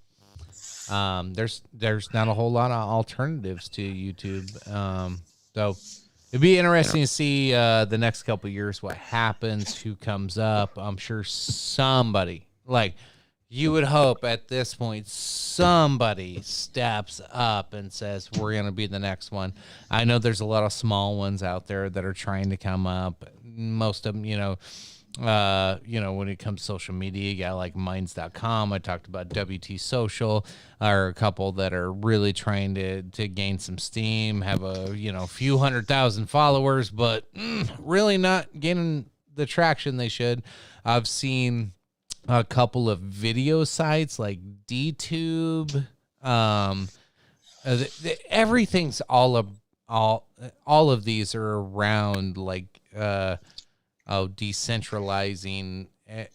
I can't really describe exactly what they're trying to do. They're all trying to fill that market void. The problem is, unless you have a good and workable search engine and search algorithm to work around your site's more or less useless. Just like the gun YouTubers. They're all trying to go to full30.com. They're all trying to say, hey, gun YouTubers, go to this website, full30.com, that's gun YouTuber friendly, and you can do all your gunny stuff. Their search engine is fucking trash. It is garbage. I can type in, like the guy will say, look me up on full30.com. Here's my channel. I will type in exactly that in the search engine. Can't find him in 20 minutes. So YouTube, Google, they basically bought up all the usable search algorithms and formulas to make them. And now everybody else has got to struggle without a usable search engine. That's really why it's so hard. Yeah. It's a sad day because you're probably right. We're probably stuck with what we got. Not a lot of hope in the future. Do you think it would happen like a Ma Bell situation where they force a breakup? Is that possible? Oh gosh, you're talking about trust busting? Yeah. Well, if Elizabeth Warren gets elected president, maybe. Okay. We can shift to that. But no, I don't think the tech giants. I don't think you got to realize you got folks in Congress and in the Senate that are in their 70s, some in their 80s. They don't understand what YouTube and Google. They just see another corporation that gives them a lot of tax money. I don't see it from them, anyways. What's the YouTube lady's name? Susan Wojcicki? Something like that. I couldn't tell you. Anyway, she had a comment where she actually said the people that she's been working with on this COPPA law, she said most of the lawyers don't have cell phones that like smartphones. They don't have smartphones. The lawyers she's working with on this whole COPPA issue don't have smartphones. They have no idea what YouTube is and what people are looking at and viewing. Those are the people in charge right now. So I there's two things to take away from that is, we're fucked right now. But in the future, these laws can be changed and they can be reversed and come back. But the only way you can do it is to really voice opinions. And today, I think that's what we suck at as American people is we're good at going out and waving signs in streets and being dumbasses, but we're not good about being educated and actually doing things that matter. So if you want to do something about this, you actually have to go to the FTC website and put in comments. Comments are open about this issue. They're still wanting to hear more about Americans' thoughts on COPPA. You have to say something. You have to put in your thoughts. Most people, how many comments do you think they're going to get? Maybe about 100,000 tops. Tops. There's 350 million plus Americans. Yep. So yes, do comment. You definitely have to. And Chicken, I have to disagree with something you said there. We can get these laws changed later. There'll be better people. We can. Involved. Doesn't mean we will. I was about to say, to quote former President Ronald Reagan, a government program is the closest thing to eternal life you will find on this earth. When the government takes your rights, I want to ask you a question quick, Chicken. Think back to all the time across your lifetime, and even before, where the government has taken rights from the people, and it happens all the fucking time. Our list of rights of things you can do gets shorter and shorter and shorter every fucking year. Can you name one, just one that you've gotten back ever?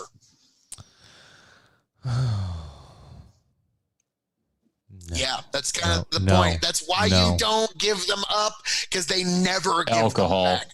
The minute they get... Well, that didn't happen in our lifetime, but... Not in our lifetime, but that's pot, the only one. Pot. No, they took it, and they're barely giving it back. I was about to say, this is like...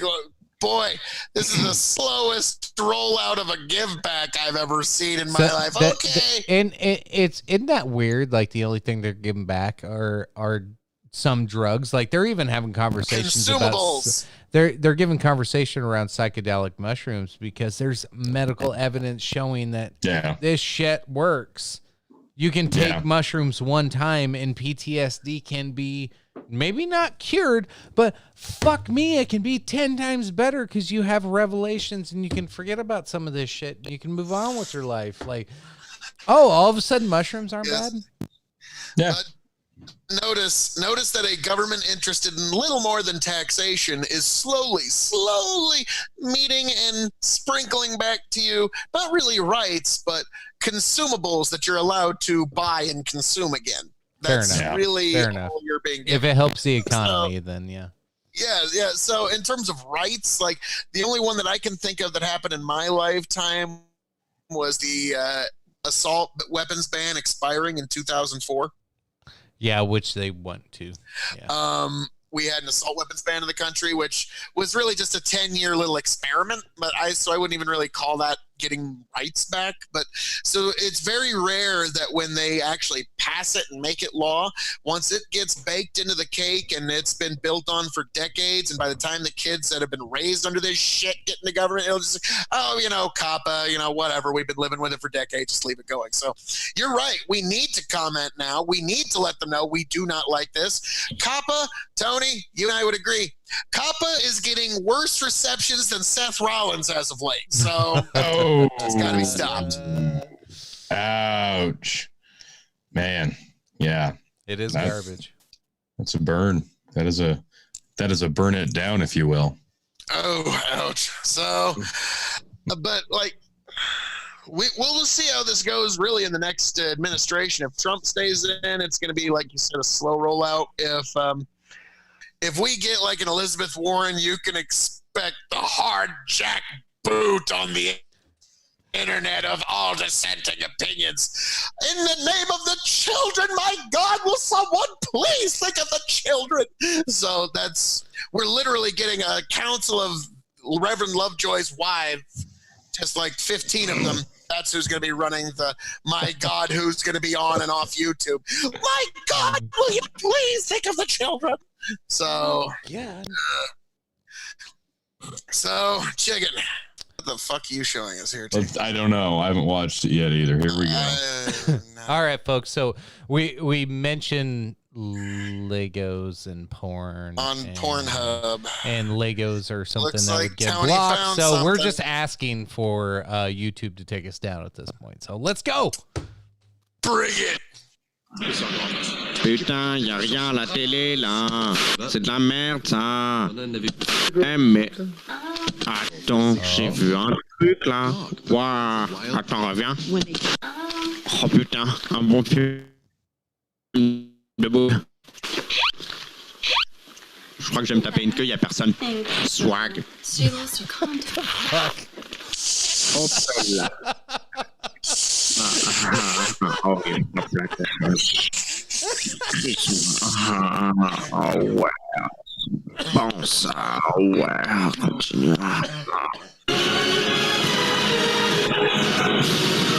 Oh, is this YouTube?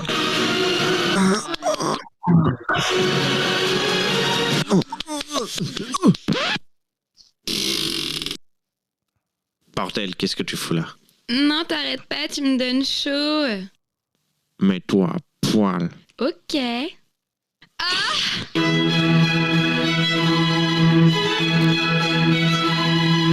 Oh, ouais, vas-y. Crie mon nom.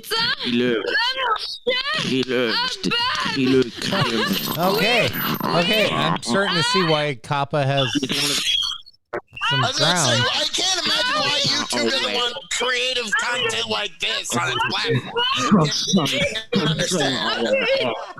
Oh là là. Oh, viens vite, vite, Attends, s'il te plaît, là, j'en peux j'arrive, plus. c'est bon, tranquille. What the fuck? Vas-y, mets-toi.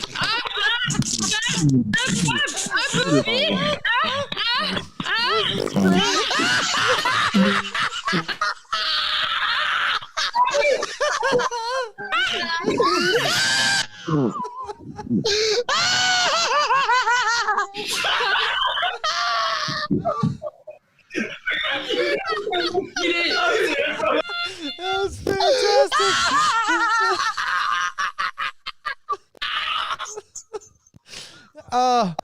Guess what, folks? Oh my God. Shit like that's not going to be Oh available my soon. God. Oh my God, that was great. Oh, wow. Like, wow. Somebody really took the time. Like, really took the time. That was stop motion. So yeah, you're right. They had to take the time to like move every little itty bitty inch to make that work. Like, oh my God.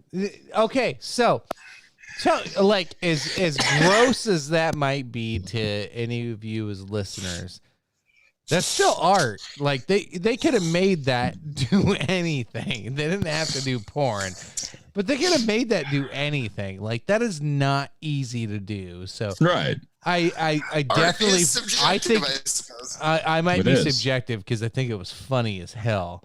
But like it's tough. I get the artistic part of it. Like that can't be easy to do. That had to take somebody hours playing with Legos to make something that made all three of us giggle, and good thing I peed before we watched that because holy shit.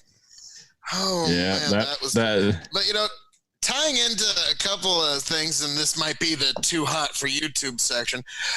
Chicken, you were talking about, you know, we're kind of getting into the porn realm, and earlier we were. Oh, that's too bad. All good. And earlier you've had a podcast where you talked about.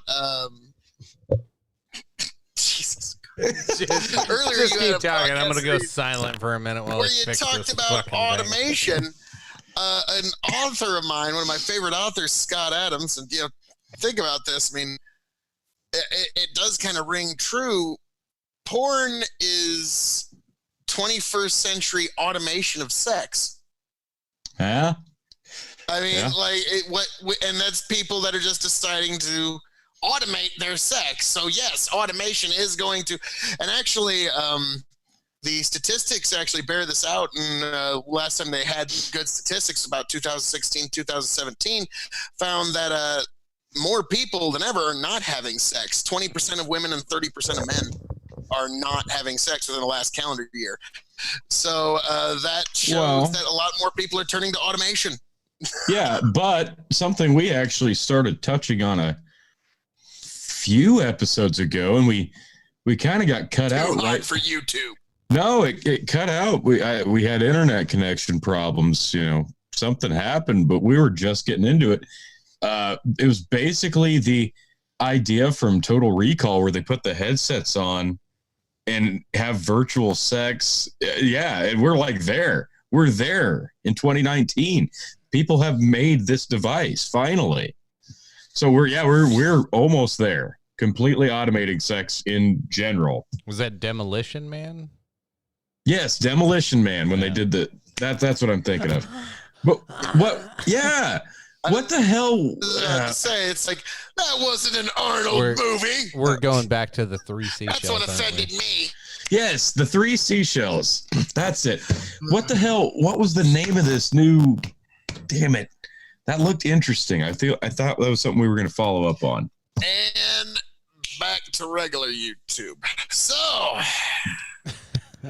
gentlemen, what is the topic of du jour this evening?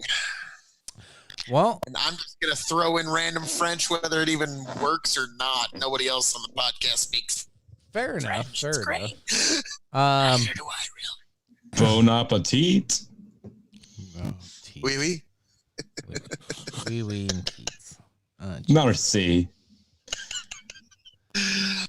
So, Chick, so what's on your mind this evening, sir? So real quick, folks. So we've had a lot of fun, kind of off camera here for those of you just listening in on YouTube or Spotify. You want to catch some of the behind the scenes and some hysterical extra pieces and behind the scenes stuff. Jump to our Patreon page. I'll have it linked in the show notes here, so you can just click. It's a $1 a month to see all the extra footage. And once we start getting some more Patreon subscribers on there, we will pump out a ton of extra content. But for now, right now, you just get full access to what I don't cut out and the whole conversation and some of the stuff that, well, right now YouTube can't allow, and in 2 months from now YouTube won't allow. I don't know. Might be the only place to come see us pretty soon. I don't know. Phil, you want to plug a promo at this point? Well, chicken. $1 is that's all it costs. $1 is all it costs. Is all it costs to have access to all of the stuff that is just too hot for YouTube. That is all it costs. $1 is what you're telling me. One single solitary folding dollar. It's a cup of coffee a month. A cup of coffee a month. One folding dollar. And you get to be with all the happenings, all the backstage stuff, all the stuff that is too hot, too hip, too cool, has to be right there, finger on the pulse for YouTube. Best deal ever, man. So Sorry, you're costing yourself money not getting on Patreon and giving us $1. What is the Patreon link for those of us who are not watching, who are listening on Spotify? So unfortunately, since we don't have a lot of followers on Patreon, the Patreon link is a funky address. So like I said, It'll be in the show notes. So if you're on YouTube, click the bottom right-hand little arrow down, and it'll show the show notes, and we'll have a link to it there. And for those of you listening on Spotify, I'll just put it in the description just to make it really easy for you if you would like to sign up and subscribe. And like I said, in a month or two, might be the only way you can hear us. Don't know. We'll see how this turns out. But what are you doing, Phil? The all-seeing eye is going to take out everything on you. That's creepy. Jesus. All right. So that happened. I'm having fun. I'm having enjoyable That times. was... Wow. Yep. Thanks. My morning Thank talk you. show radio skills are starting to come into play. You're coming right. into your own. Welcome to the Dog and Chicken Show. Welcome, Here folks, on to the the morning- Dog and Chicken Show. Today, we're going to have a chat with Phil KOE, and we're going to talk a little bit about backyard wrestling. So, Phil, why don't you tell me a little bit about what it's like to be a backyard wrestler? Well, Chicken, thanks for having me on today. And, well, I happen to have a new book talking about it. Oh, First, it's Wacky Panda Bear Magic Minute. Oh, God. Thank God. I mean, like, if we're talking about nobody watching TV, like, I wonder, like, who is even still listening to the morning zoo cruise other than people that don't even have, like, Bluetooth in their vehicles? Yeah. Like, I'm like, it's got to be like, it's like we have some guys around here locally. It's like, well, hi, Mom. Welcome to my morning zoo cruise show. Yeah. Like, I I mean, can't- I think the Dog and Chicken Show might have, honestly, as many viewers as your average morning zoo crew FM radio show. I cannot. That's not stand- good. That's not good. No. It's not good for them, but it's great for us, I guess. I can't No. stand listening Direct to Todd and competition. Tyler anymore. I've I hated- never liked Retod and No. Tyler. I haven't either. Yeah, I went I there. can't stand them. I You're was like, I was a Tim the Animal fan Yeah. back in the day. Yep, me too. And I was super pissed when that went the wayside and they Yeah, brought in Todd and Tyler. I hated it. I hate it now. And Are they're just Bob and continue to Tom piss me even off. still alive? I think. I don't know. They Like, I haven't. really- Bob and Tom haven't been funny in 10 years. It's about when I quit listening. So, all right. But yeah, so Chicken, I give it to you. You could already step right into any of the zoo crew guys fucking easy as, like, I'm sorry. It's just like, hey, how we doing here? And we're promoting the new thing from the guy about the thing that's going to cost about $20. So tell Yeah. us about that thing that's going to cost about $20. Yeah, if that's what you folks want to hear, just let me know, and I'll make sure I make this as lame and fucking as old-fashioned as possible. Are you trying to go D. Snyder there? Is that what you're yeah, channeling? Yeah, I'm good. I'm good at the shitty portion of this. And because I know that's what you all want to hear. Here's some Twisted Sister. If that's Like, what boy, you that all guy's- want to hear, here's some shitty music for you. Little Fuck Emily you, in I'll talk to Portland you has a all some request. other She'd time. like to hear a little Stairway to Heaven. Well, little Emily, I've got just what you need to cure those Sunday blues. Here's a little Stairway. Oh, fucking Christ. Yep. So it's kind of funny that, like, every presentation that you've noticed, like whether it's the news, whether it's the zoo crew, any television or radio presentation, they don't talk like humans talk. No. It's not Like, a conversation. YouTube is the only one where we're, like, actually talking like actual humans would. Like, hey, I think that sucks. This is fucking stupid. Fuck, I don't know. God, like that's That is why this format has taken over entertainment, because like Howard Stern really was the one that kind of the grandfather of this format, like watching him on TV doing his radio show. Watching that show of his radio show was the beginning of the YouTube podcast format. Watching somebody do audio on video, he kind of created that inadvertently. But the reason that we're talking like actual people and giving honest opinion, mostly unfiltered, people have wanted that for how long? And yet, like you said, the Zoo Crew are still talking like frickin' robots. I don't know who you're talking about, talking like robots, but we're going to move on over to Phil KOE. What do you got to say about what Tony's comments are there? Well, tonight on the nightly news, I will talk in a way that is also completely alien to the way any humans talk about. Will something terrible happen to you? Find out at 6. Yeah, I mean, this is. Oh dear, Phil KOE. That's some terrible commentary you have there. Like, is the weather gonna be really bad? Is that what you're getting at? Will the weather be bad? Find out, Tom. Tonight at 11. Oh, so you have no fucking clue what the weather's going to do. Good to know, Phil KOE. All right, let's turn it over to Sports with Tony. Well, at local events, the local 6-man team won the championship, and there was a record-setting 12 people in attendance, and only 9 of them were immediate relatives. Well, that certainly sounds like a sellout crowd. Find out more at 5. Speaking of sellouts, this is on YouTube.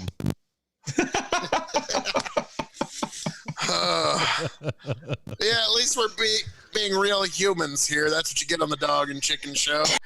And you also get an occasional extreme edition. But yeah, like I've just noticed that any television format, they don't talk like real people. I don't quite fucking gross, isn't it? It's horrible. Yeah. Now that you know the alternative of people speaking like they're meant to speak, Yeah, it's hard to go back to it. Your whole life you watch this shit on TV and you're like, "Oh my god, I need to graduate from high school. I got to go to college and I need to learn how to talk like that guy." No. No, you don't. Please don't. You know, he's doing okay for himself. He's got a decent podcast, the Joe Rogan Experience. Like, it's no Dog and Chicken Show, it's no Revolutionary Wrestling podcast, but He's getting there. He's getting there. He's working on it. He's got a good kid. We'll see if we can get him booked sometime. Oh shit! You know, he's gonna have to go through and do all of his kid-friendly stuff too. Click through and make them all kid-friendly. Problem is, I mean, when it comes to Joe, The problem with him is he's got much say that's not 1,400 kid-friendly. fucking videos to go through. Like, Yeah. Well, here's the problem. Like, what's like, all right, Joe Rogan, I think we found one of your videos that might be kid friendly. It's like Joe Rogan doing the Barney song. I love you. You love me. Yeah. Have you ever tried DMT? Like, you can't find no kid friendly content. None of the one he's got. So I never in my life had the idea that I really need to do DMT. And then I listened to, I do now. I know, right? To me in about 3 minutes. Like, I went from never wanting to even think about doing DMT to like, now I'm like, I've wasted my entire life not having done DMT. So, real quick, while we're on the Joe Rogan topic, do you guys listen to Paul Stamets? He came back. He had another episode what was it, last week? I missed that one. Phil, did you ever see any of the Phil Stamets episodes? I can't say I have. So Educate me, sir. You got to watch him. He's the mushroom guy. Like, he's got Okay, I've seen a little bit of his. He's got crazy psychedelic mushroom stories. But this week, like, so I was listening to it today on my way home from work, actually, and he told a story on there that I thought was really insightful, and like you could really tell this guy was thinking about it, and it was so interesting to me to think about how this guy works. So he's kind of known as like the world renowned guy on psychedelics. He's tried them all. When it How do comes, you get that job? Like that seems like a. You eat a lot of mushrooms. You eat a lot of mushrooms, and then write about like it. A card you get to pull out. I am certified. Right. Well, no, but he does a lot of it for scientific, like studies and whatnot. So he shares his experiences, and he's pretty open with it. But anyway, so he talked about when his father was passing away. So this dude's been smoking shrooms and pot for his whole life. And his dad, right on his deathbed, his dad had never done psilocybin or any type of mushrooms, and he asked his son Paul, "Hey, I want to do psilocybin with you. I want to do this before I die." He wouldn't do it with his dad because his dad was a super religious person.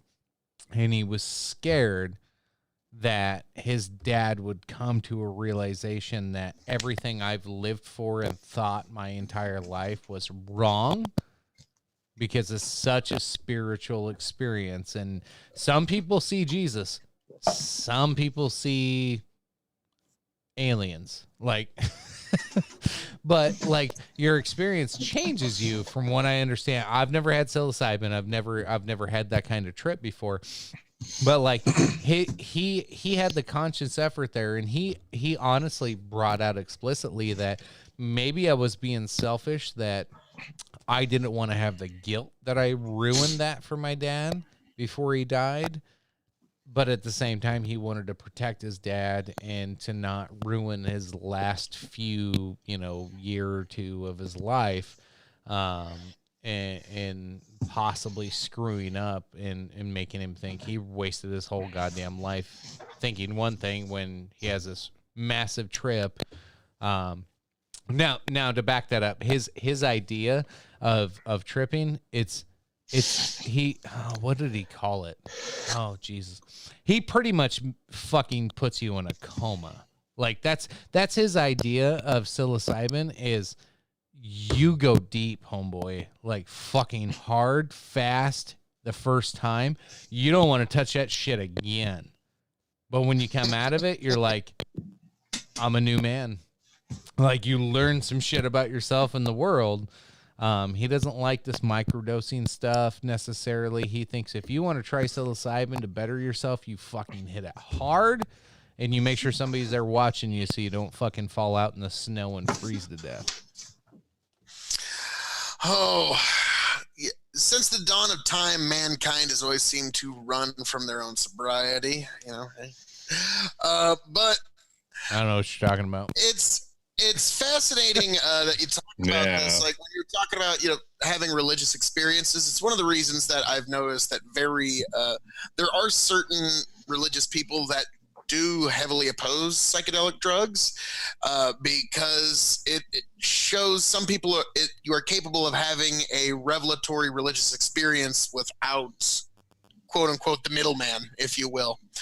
The other one that I find fascinating is the lens that people will look through on this. Dr. Michael Persinger, his work is fascinating. He's the creator of the God Helmet.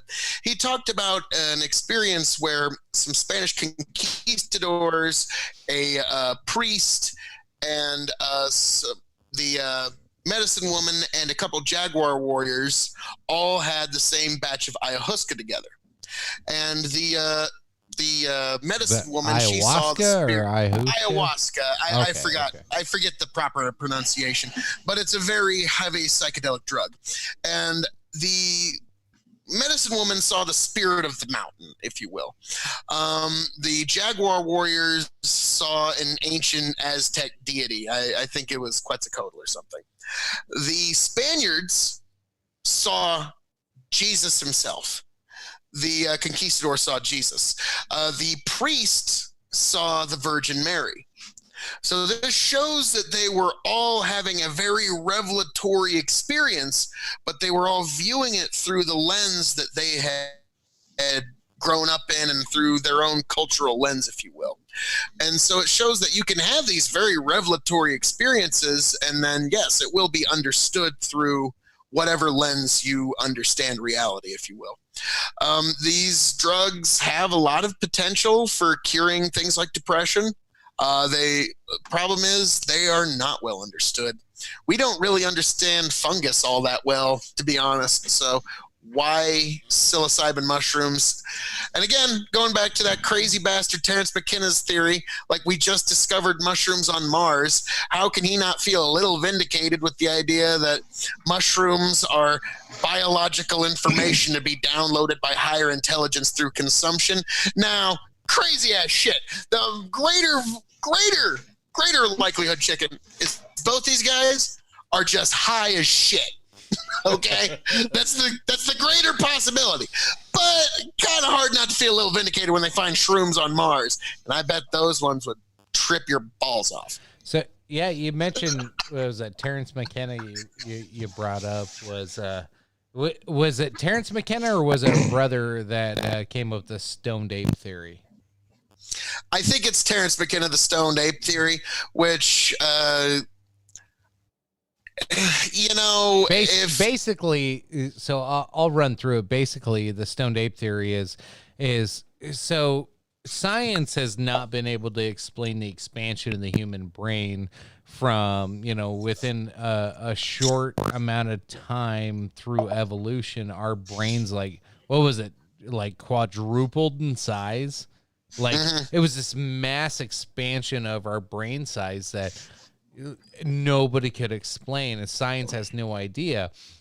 Now, the thought was, we were back when we were monkeys, apes, whatever. Don't believe in evolution, whatever. Shut it off, move on.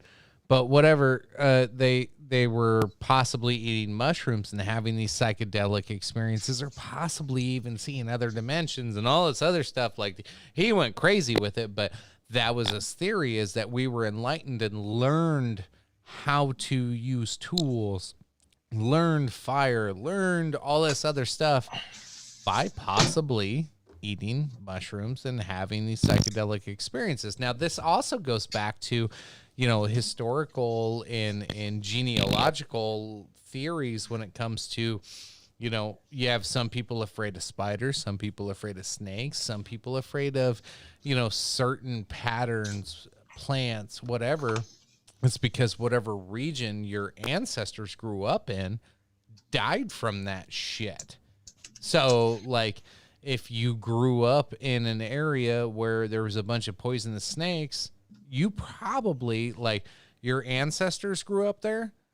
So the fear of that snake passed down through your genes. The fear of a spider that killed all your ancestors passed down through your genes. Me, I have this weird phobia of mushrooms. I really do. I'm one of those people that don't like extreme patterns. This shit right here kind of freaks me out. I love it and hate it all at the same time. Like, I get fascinated by stuff like this, but it makes me uncomfortable at the same time. And then I look at the bottom of a mushroom and the stem and the perfect symmetrical lines that come out of a bottom of a mushroom. It grosses me out. I have a lizard sitting across the room right now, and I purposefully make sure I hold this son of a bitch as often as I can. It's a little bearded dragon. It has these weird spikes and all these fucking weird patterns on the son of a bitch that gross me out, but it's cool. Like, I love it. And so I'm trying to break myself of this pattern, because I realize that this is probably a deeper issue. Like, I probably had ancestors that get killed by a lizard and ate some shitty mushrooms and died. There are some mushrooms that are poisonous, but let's be honest, most of the time when you were told don't eat mushrooms because they're poisonous, that was basically the grown-ups telling you, don't eat those mushrooms because you're going to trip your balls off. Especially if you lived on a feedlot. Yeah, you're going to take a trip without leaving the farm. Cheaper than a plane ticket. To me, I find these kind of patterns soothing, honestly, Chicken. I have no problem with it. Like, it's a little bright in the middle. Other than that, I find it quite soothing. This one doesn't bother me so much because it's so choppy on my screen, so I really don't give a shit on this. But these are the kind of images that some people report seeing when their brain gives them a natural dump of DMT, dimethyltryptamine. It's a drug that's actually in the pineal gland of your brain, and it's released when you're born, when you die, and when you go through traumatic experiences as a coping agent. So that's your third eye, right? Commonly known as your third eye. Yes. Some folks say it could potentially be the third eye if you believe in such things. This is the type of shit I see when I have a coughing fit. Well, Tony, you need to see a doctor. I did. If that's the case, you get what hippies call a freebie. Yeah. Like, I went to the doctor over like 6-7 weeks ago and got like the cold flu fucking taken care of, but I have yet to kick the cough. And like for a couple weeks there, the cough was so fucking bad, and I cough hard when I get a coughing fit. That get lightheaded, you get that.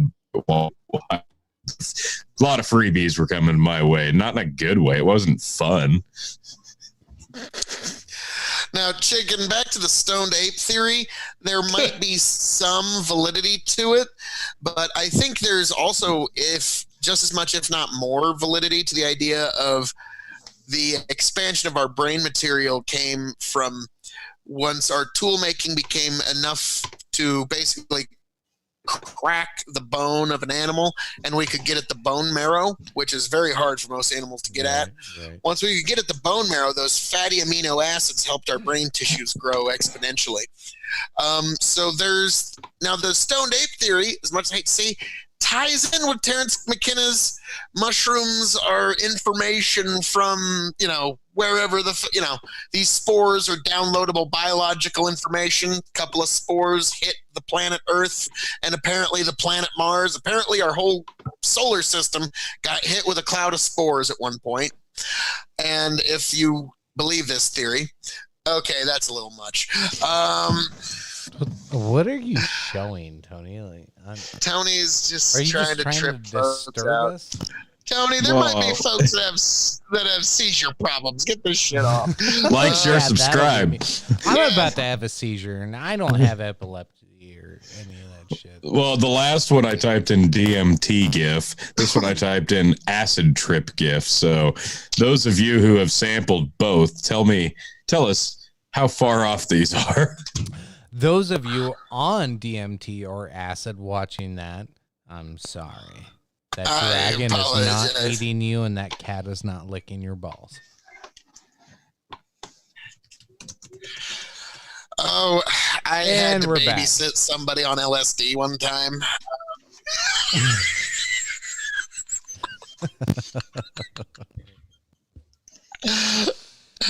That might have been a good time to cut. I was about to get into a pretty crazy story. No. Get back into that. All right. So, Phil, what were you just saying?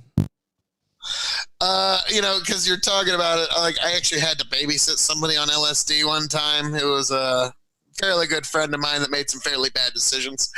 And that shit was in his system for 15 hours. Oh. And he would start giggling uncontrollably for like 3-4 hours.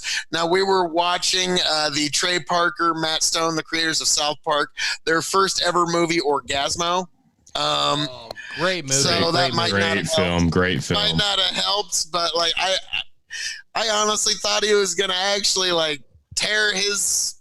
I thought he was gonna tear his abdomen apart, laughing so hard. So I babysat him, and when he finally came down 15 hours later, gave a pretty good hard time about that. Got him home. Never told anybody, and I'm not saying his name. So, but I will say that stuff.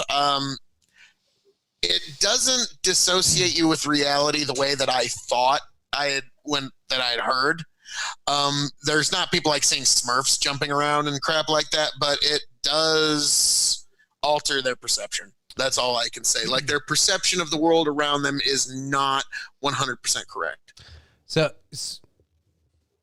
And real quick, back to that Paul Stamets episode I was just talking about. Like, you mentioned that, and he talked about this one time, and he's talking about a specific mushroom that him and a buddy of his did, and he said it was like one of the most incredible trips he ever had, but also probably one of the most dangerous he ever had. But he went into this.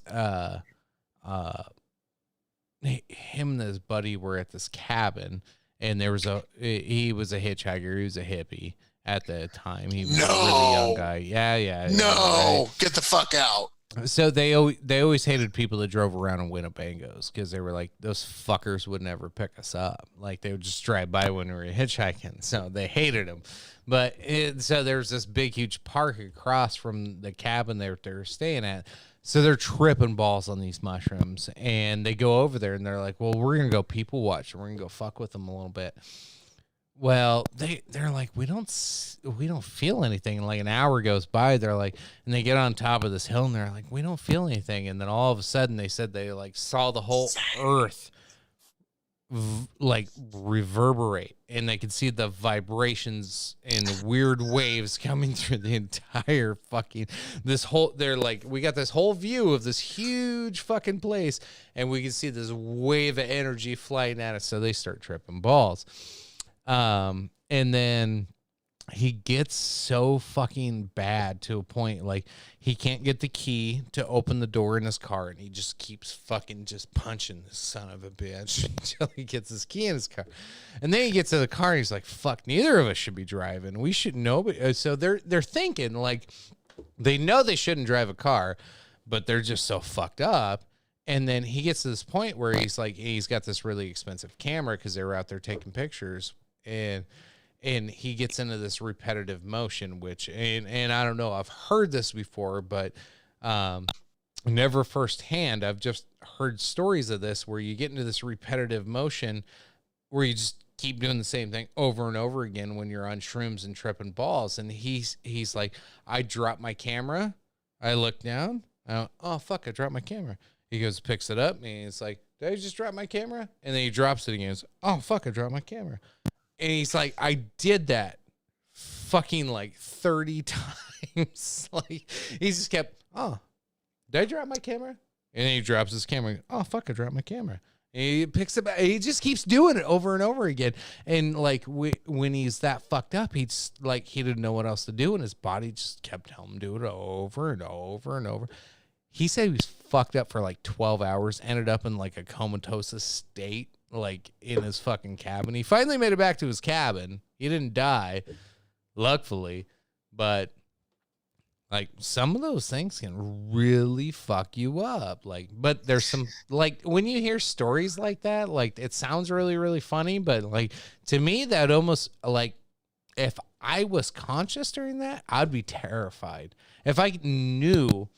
And he said he knew at the time that he was just repeating himself. He's like, I know I'm repeating this. I know I'm doing this over and over again. I know I keep dropping my camera. He's like, I shattered the fuck out of that thing. But he just kept doing it, and he knows he's doing it. Like, to me, I would get terrified that, like, I can't control this right now. Like, I'm a little bit of a control freak, and I like to be in charge of what's going on. I don't know if I can handle a trip like that. I might be one of those guys that has a bad fucking trip. That's my like big holdup, I think, is the longevity of how long it lasts and not being able to snap out of it at a moment's notice, not having that control. Like, I think you're right. Like, that being taken away from you is a big thing. Well, it's like, hey, sometimes just let go of control, just let go of the reins and let the universe have its way. But at the same time, like, we're all working men. We all got kids. Who's got 2 days to try and pull your head together after a mushroom chip? My God, who's got that kind of time nowadays? Nope. I mean, like, that's like, now you know why the college kids are so into it. They got 3 days, like, dude, you won't believe why did we do that, man? Like, so there's a time and a place for everything, kids, and it's called college. Yeah, I'm famous chef line. Yeah, just having, somebody slip you something that lasts, up to 8 hours, and you weren't really ready for the effect. God, some people might be considered an asshole for doing that. Yeah, but again, you just gotta let go of the reins. Just let go of your illusions of control sometimes, all I'll say, gentlemen. But yeah, not gonna say I don't want to do it. Like I'm not saying that. Like, so it's kind of like DMT. It's kind of like MDMA. Like you hear about some of the experiences you have, and like I'm all about it. Like something, maybe DMT only. If you can actually get DMT, it only lasts for about 10 minutes. Right. I was gonna say, isn't it like a really short window? Really short, really intense drug. Because basically, the way that the neurons in your brain work is that, when you smoke a cigarette, say, you'll have a few secretions at one end of a neuron and a few receptors will receive on the other end. And if you do pick any drug, alcohol, marijuana, whatever, different secretions, different receptors. DMT causes all secretions and all receptors to be active for about 10 minutes. So it's the most intense experience possible on the drug spectrum. So I've heard stories about it to where some people react to that, and it's only a 10-minute trip, but it feels like it's years, and it's that intense. Like all logic, proportion, time, and everything is lost to somebody going through such an experience. I'm trying to remember. I think it was on a Joe Rogan podcast. Or maybe it was like Ari Shaffir. No, I know, right? Speaking purely in the theoretical and second hand, of course. But yeah, the experience was described that like they have this trip and people are taking care of them and watching them, making sure they're safe, and it's only like 10-15 minutes long. But when they come out of it, they're like, I lived in an underwater world for 3 fucking years. I got married. I had a family. Like, you know what I mean? Like, you lived another life. And that's how in depth and crazy the experience was. There. Exactly my point. Like, that control is taken away from you. And it might last 10-15 minutes, but you feel like it's years. What if it's shitty years? Like, what if I'm stuck? what if you're a fucking jester? Right. No, maybe you're Jeffrey Epstein's fucking sex slave. Right, like I'm a fucking shoe salesman in Albuquerque. It's like that Rick and Morty video game, Roger the video. Exactly. No, it is. That's exactly what I was thinking. It's fucking God. What is his name? Is it Paul or Roger or something? But yeah, I'm gonna find it. Well, I always say from what I've heard, it helps relieve the idea that you ever had total control to begin with. And you just kind of roll with the punches. Well, now I feel like I'm in the fucking Matrix. Well, we are in the Matrix. Shut up, Tony. I'm in control of my life. Oh, no, you're not. I have read some interesting medical articles, and yes, I talk about red pills. Oh, geez. I do believe there is potentially some Roy the video game. I do believe there is some potential for some psychiatric benefit to psychedelics, but it's got so many taboos around it that I don't know if it's going to be explored anytime in the next decade. So like Johns Hopkins University, there's a lot of prestigious universities that are experimenting with exactly what he's talking about on this last podcast. So I do recommend it because it was really interesting to listen to. Paul Stamets on Joe Rogan, both of them are fantastic episodes. You hear funny stories and you learn a lot about mushrooms. But is this the same guy that can't talk about shiitake mushrooms? No, it wasn't shiitake. It was portobello. Whatever. It was the portobello mafia. Remember, Phil? Yeah. The craziest damn thing I've ever seen. Not talk about portobello mushrooms for fear of my life. Don't take him out of context on this, because both of those podcasts are really important, and the work he's doing is really important, because what Phil's talking about was weird as shit. I'm sorry, just that segment was like, wait, we all had the same reaction Rogan did. Wait, what? What the? What? Yeah. What the fuck? I want to know why why I shouldn't eat portobello mushrooms. Like that's important. He didn't say that. He said there was some. He said my life is in danger if I speak any more about this. So and then that's like, oh, what the fuck? Like, yeah. Anyway, beyond that, like he's doing a lot of important research on psychedelics and psilocybin and what it does for not only PTSD. And other, epilepsy, other neurological issues that are happening with people.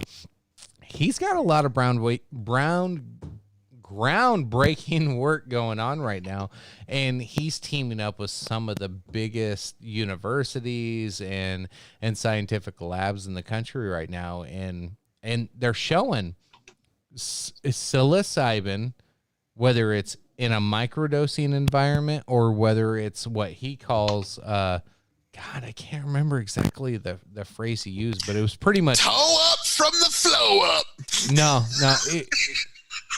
it might as well be. He's pretty much telling people to go into the shit one time. He's like, it's not a drug that you get addicted to, but once you do it one time hardcore, you come out a different person. People quit smoking, they quit drinking, they quit doing other drugs, they get their shit together, they get their life together.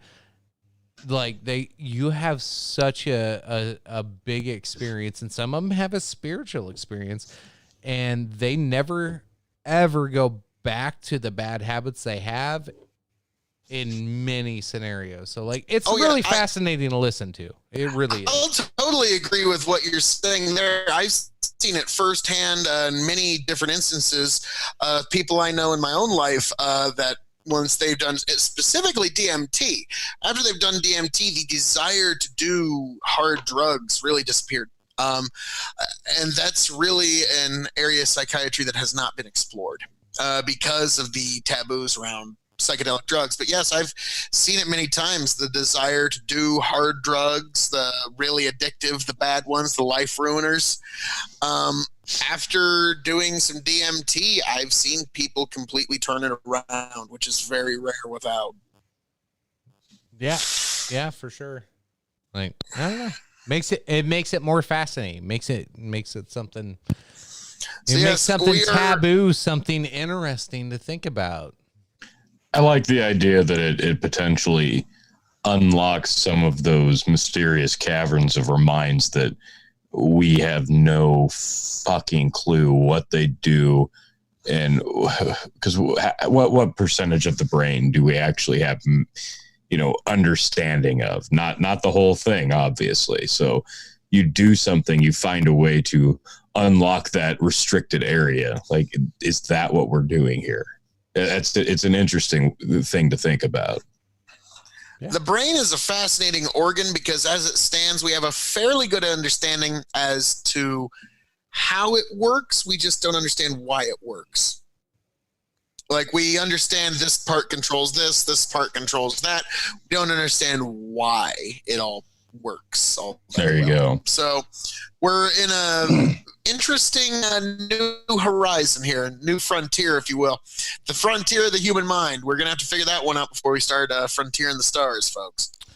Yeah. It all of it's fascinating. Like, and you think about three dummies sitting on a podcast now. Sorry, folks. And sorry to you. I was about to say, maybe two dummies and a king of extreme. So speak to yourselves. Do either of you know how this thing works?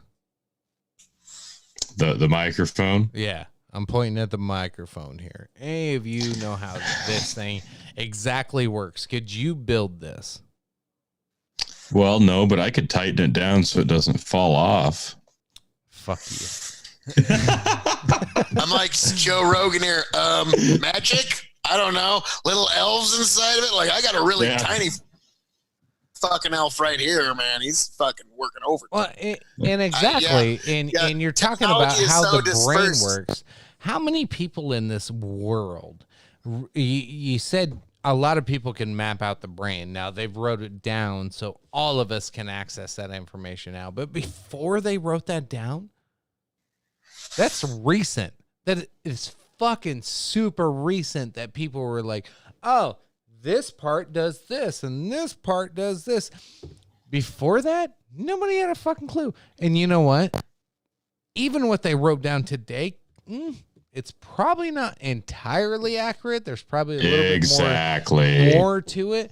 But like, we're gonna keep getting more and more of that. But the amount of people that understand that is my point. Is what I'm getting to is so fucking small. There's 7 billion, 7.5 billion somewhere people on the planet. Like, there's less people that understand that than we know. Yeah, that's unfortunate. Is the most important part of what makes us us. We know so very little about. It's scary. Think about the people you know, just in your personal life, everyday life. None of them know that shit. Yeah. No. Some Okay, know now, even now, less. Now think about the people that you know and that you see within a month, maybe 300, 400 people that you keep a decent relationship with or say hi to or see on a day-to-day basis. You know, it's a very limited amount of people. Say they're the only people that have the knowledge of the entire universe. Yeah, it's fascinating. The building blocks that and all the things that keep us here is such a very fine thread. All the things in all the directions. One time I actually met. Easily been yanked out from under us. Yes. One time, speaking of how this entire universe works, I actually got to meet when I was at a gym one time, a guy that worked on the Tetron Collider in Europe. Cool. And so I'm a farmer from Nebraska. I walked up to him and like, well, all right, cool. That's cool. Nice to meet you, sir. And he had like an Eastern European accent. So I just straight up asked, so, are you going to blow up the world? That's a good question to ask, honestly. Straight up. Everybody else at the gym, they all quit throwing their punches and everything. They all kind of like, yeah, we've all been wanting to ask this question. But none of us had the. So you're going to blow up the world, man. And so he's like, we are not dealing with physics nearly to that level of danger. No. He don't know. He didn't know. Yeah, he didn't know. He don't know. He's low level guy. He's a low level guy. He didn't know shit. Yeah, he's a janitor. But I just thought that was pretty funny. I was just like, yeah, the level of what we don't know about the universe that keeps us going is shocking. It's going back to Rogan because he's podcast extraordinaire. It's like we are almost as extraordinary as the Dog and Chicken Show. Almost as extraordinary. I'll give you that. He doesn't quite have as many subscribers as the KOE network. So it's what network's that on? Yeah, you can lend some of those viewers this way. All of them, they're coming right over. Just you wait. But he said, we are on a spinning ball out in the middle of space and no one talks about it. Not a flat disc? Motherfuck. A flat disc falling up, apparently. Falling up, apparently.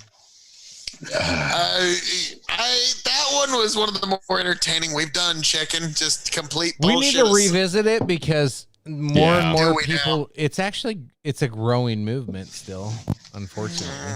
We're somehow finding a way to de-evolve from information. You're right. It's Idiocracy. You guys seen that movie, right? Yes. Oh, wow. A little yeah. bit of it. Watch It's it, Phil. too Go accurate. watch It's it. too accurate. It is so accurate. It's I scary. do like You- the only you part see I the did links watch was to Donald- President Camacho. Yeah, yeah. You see the links to Donald Trump. You see the links, but it's beyond the president part. It's just how fucking retarded we get. We water plants with Gatorade and think, why aren't they growing? Like that's what we're doing today. Like we are planting seeds and watering them with piss. As a farmer, actually, if you were to put just a little bit of Gatorade on a plant once in a while, it wouldn't really be all that bad for it. The sugar would be beneficial. Okay, well, Sorry, I really haven't seen the movie. Can you tell? watch the movie. Yeah, watch the movie. Watch the movie. It's like but the sugar let's would just be go- helpful. Let's just go get lattes. I thought the sugar would be helpful. Maybe that's what they thought to begin with. Maybe No, you're the start no. of that movement, Phil. No, it's because they have electrolytes. Oh yeah, that's right. That's what it was about. It was the electrolytes. Yeah. Oh They Lord. thought electrolytes so- were gonna do everything. It has electrolytes. It's what plants crave. Oh Lord. So it sounds like I gotta watch this one. You're not the first, folks. After Joe tried and failed to explain that plants like water to grow, he finally gave up and just told everybody that he could talk to plants, and they believed him. Yeah, they told me they want water. What? Like they put in the toilet? Well, you Oh, heard it Lord. here first, folks. Phil KOE has never seen the movie. Phil, we're gonna invite you back someday after you've seen the film that we've been describing, and your farmer expertise. We want to compare it to how life actually is, and if this is actually the future of what we will see. Well, thanks. Will Phil actually see Idiocracy more at 11? He's like, fuck that, I ain't watching it. I'll probably end up watching it. But, with the part with President Camacho made me think, oh, shit, here comes President Rock. Yeah. You know what? Okay, let's if he talk were about to it. announce- Let's talk about it. If he were to announce in 2020, he would have a better chance than anybody on the current Democratic field. I'd vote for Guaranteed. him. I'd vote for him. I was about to say all of Trump's support would just get sucked out because, even the most ardent Trump supporter would be in the ballot box going, well, all right, I get that all make America great again, keep America great, whatever. But at the same time, I also smell what The Rock is cooking. Oh, no. So here's the deal. Okay. If The Rock announced tomorrow, I am going to run. I don't care what party. I do not give a fuck. Democrat, Republican, Independent, Green, fucking you name it. I don't care. I look at my options today. Anybody on the Democratic field? No. Nope. You mean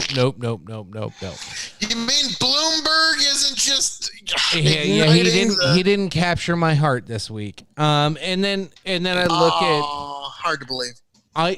and I'm not this isn't a big secret. Like, I think Trump's done better than I thought he was gonna do. I was a shit talker on Trump when he got elected, but I still don't think he's great. I just think that everybody's treated him like an asshole and drug his name through the mud. Like, he's actually probably a little bit of above average president. Honestly, he really is. But if if Dwayne "The Rock" Johnson tomorrow announced that he wants to be the real people's champion and run for the president of the United States, dude, I would not watch a minute of Fox News. I would not watch a minute of CNN. I would not watch anything. My vote's done. My vote's done. I don't care what his policies are at that point. I'm like, you know what? Like you said, I smell what The Rock is cooking. I'm down. And we would I'm have something amazing. We would have 2 president-elects who had received a Stone Cold Stunner at WrestleMania. Oh, world Very history true. in the making. Last 2 presidents were pretty good workers. Exactly. Maybe see if we can get them booked. Okay, Yeah. okay. So we know The Rock doesn't like Hillary. I don't think he's a staunch Republican. Like, where's he stand, Phil? You probably know his political thoughts. The Rock is a brilliant showman in that he has studiously avoided any political statement of any kind to get as many ticket sales from Hollywood as humanly possible. So The Rock is a political anomaly. Is he though? Like, didn't he do this whole like stage scene of calling Hillary a bitch or something? Hillary is not a popular person. Okay, The Rock is going to do what he thinks is good for The Rock's brand. And yeah, slamming on Hillary in 2016, like, I mean, I'm sorry. She lost the Rust Belt, dude. No Democrat's done that in modern history. So yeah, The Rock knows his brand. Should we play that one? Yeah. Please do. Let's do. I got it here. We'll get that pulled up for you real quick, folks. Oops, hold on. Let me get audio in there. I want to jack this up like last Well, time. if we're doing a Raw segment, then I'm sorry, but The Rock's. All right, for The Rock and political thoughts and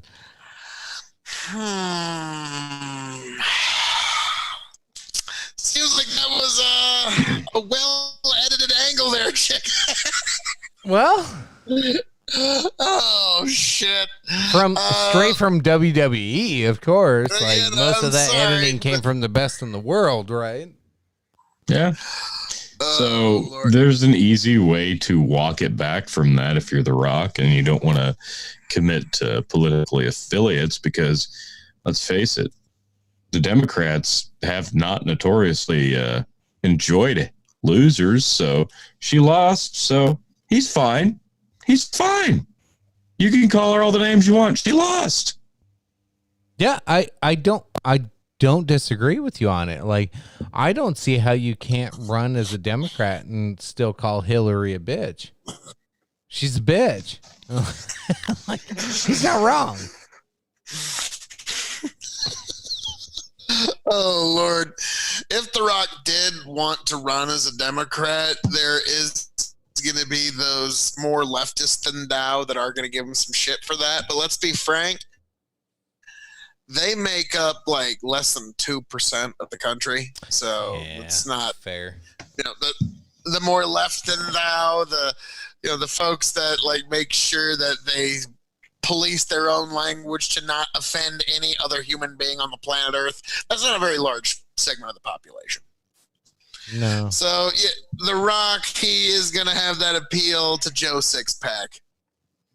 I mean, I think there's 3 of us on this podcast, so Yeah, I'd vote for him. well, I mean, actually, Tony, you're Joe Whiskey, Chicken, you got beer, and me, I'm rocking the wine this evening. So we Cheers, got fellas. all the ground covered. Cheers. Cheers.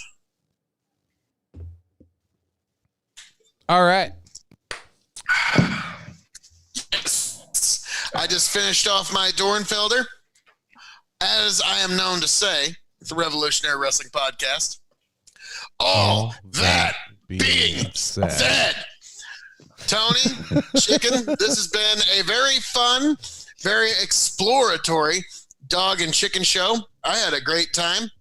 I'm going to let you guys take it away first, and then I'll give my send-off to the audience. Well, I'll go first. Usually I go last. I'll go first on this one. So, YouTube's fucking up right now.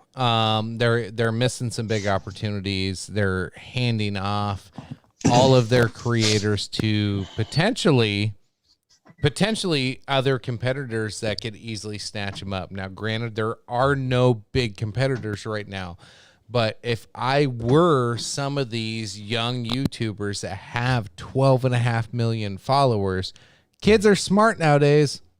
This isn't like it was 15, 20 years ago. If I just made a quick 5-minute, if I had 12.5 million viewers and I made a quick 5-minute video or 30-second video, I'm moving to this platform, follow me here, and I just kept doing it over and over and over again. If you want to see my content, knowing that my content's not going to be here, I'll go. Like, and you're going to see in 2 months, this content is likely going to change, and we're going to hear our children probably start complaining. The only way to fix it is go to the FTC government website, ftc.gov, and look this up, make some comments, and tell them what you really think about it, because they are pushing this a little too far. So the only way they'll change it, this has not been, it's not an official decision, but it's the current ruling, and YouTube's probably not going to change their feelings. So December 10th, see a little bit of change coming. January 1st, that's when the crackdowns, the fines, and all the crazy shit really, really happens. So need your voice heard, want to know what's going to happen to YouTube, or want to have a little involvement with it. This is probably just as important as your November presidential election in a lot of ways. If you want to determine what you're going to hear, what you're going to see, this is kind of like picking your cable provider when it comes to YouTube. Like, if you like YouTube the way it is, you better say something. You better speak up. You better do something about it. Because if you don't, and you sit quietly and idly by, YouTube's going to change, and change drastically, and not for the good. Tony?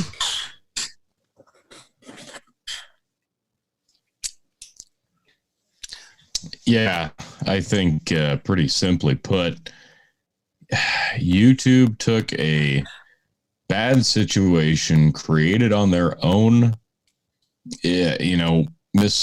misguided notion that they could just let people do what they want without policing any of it.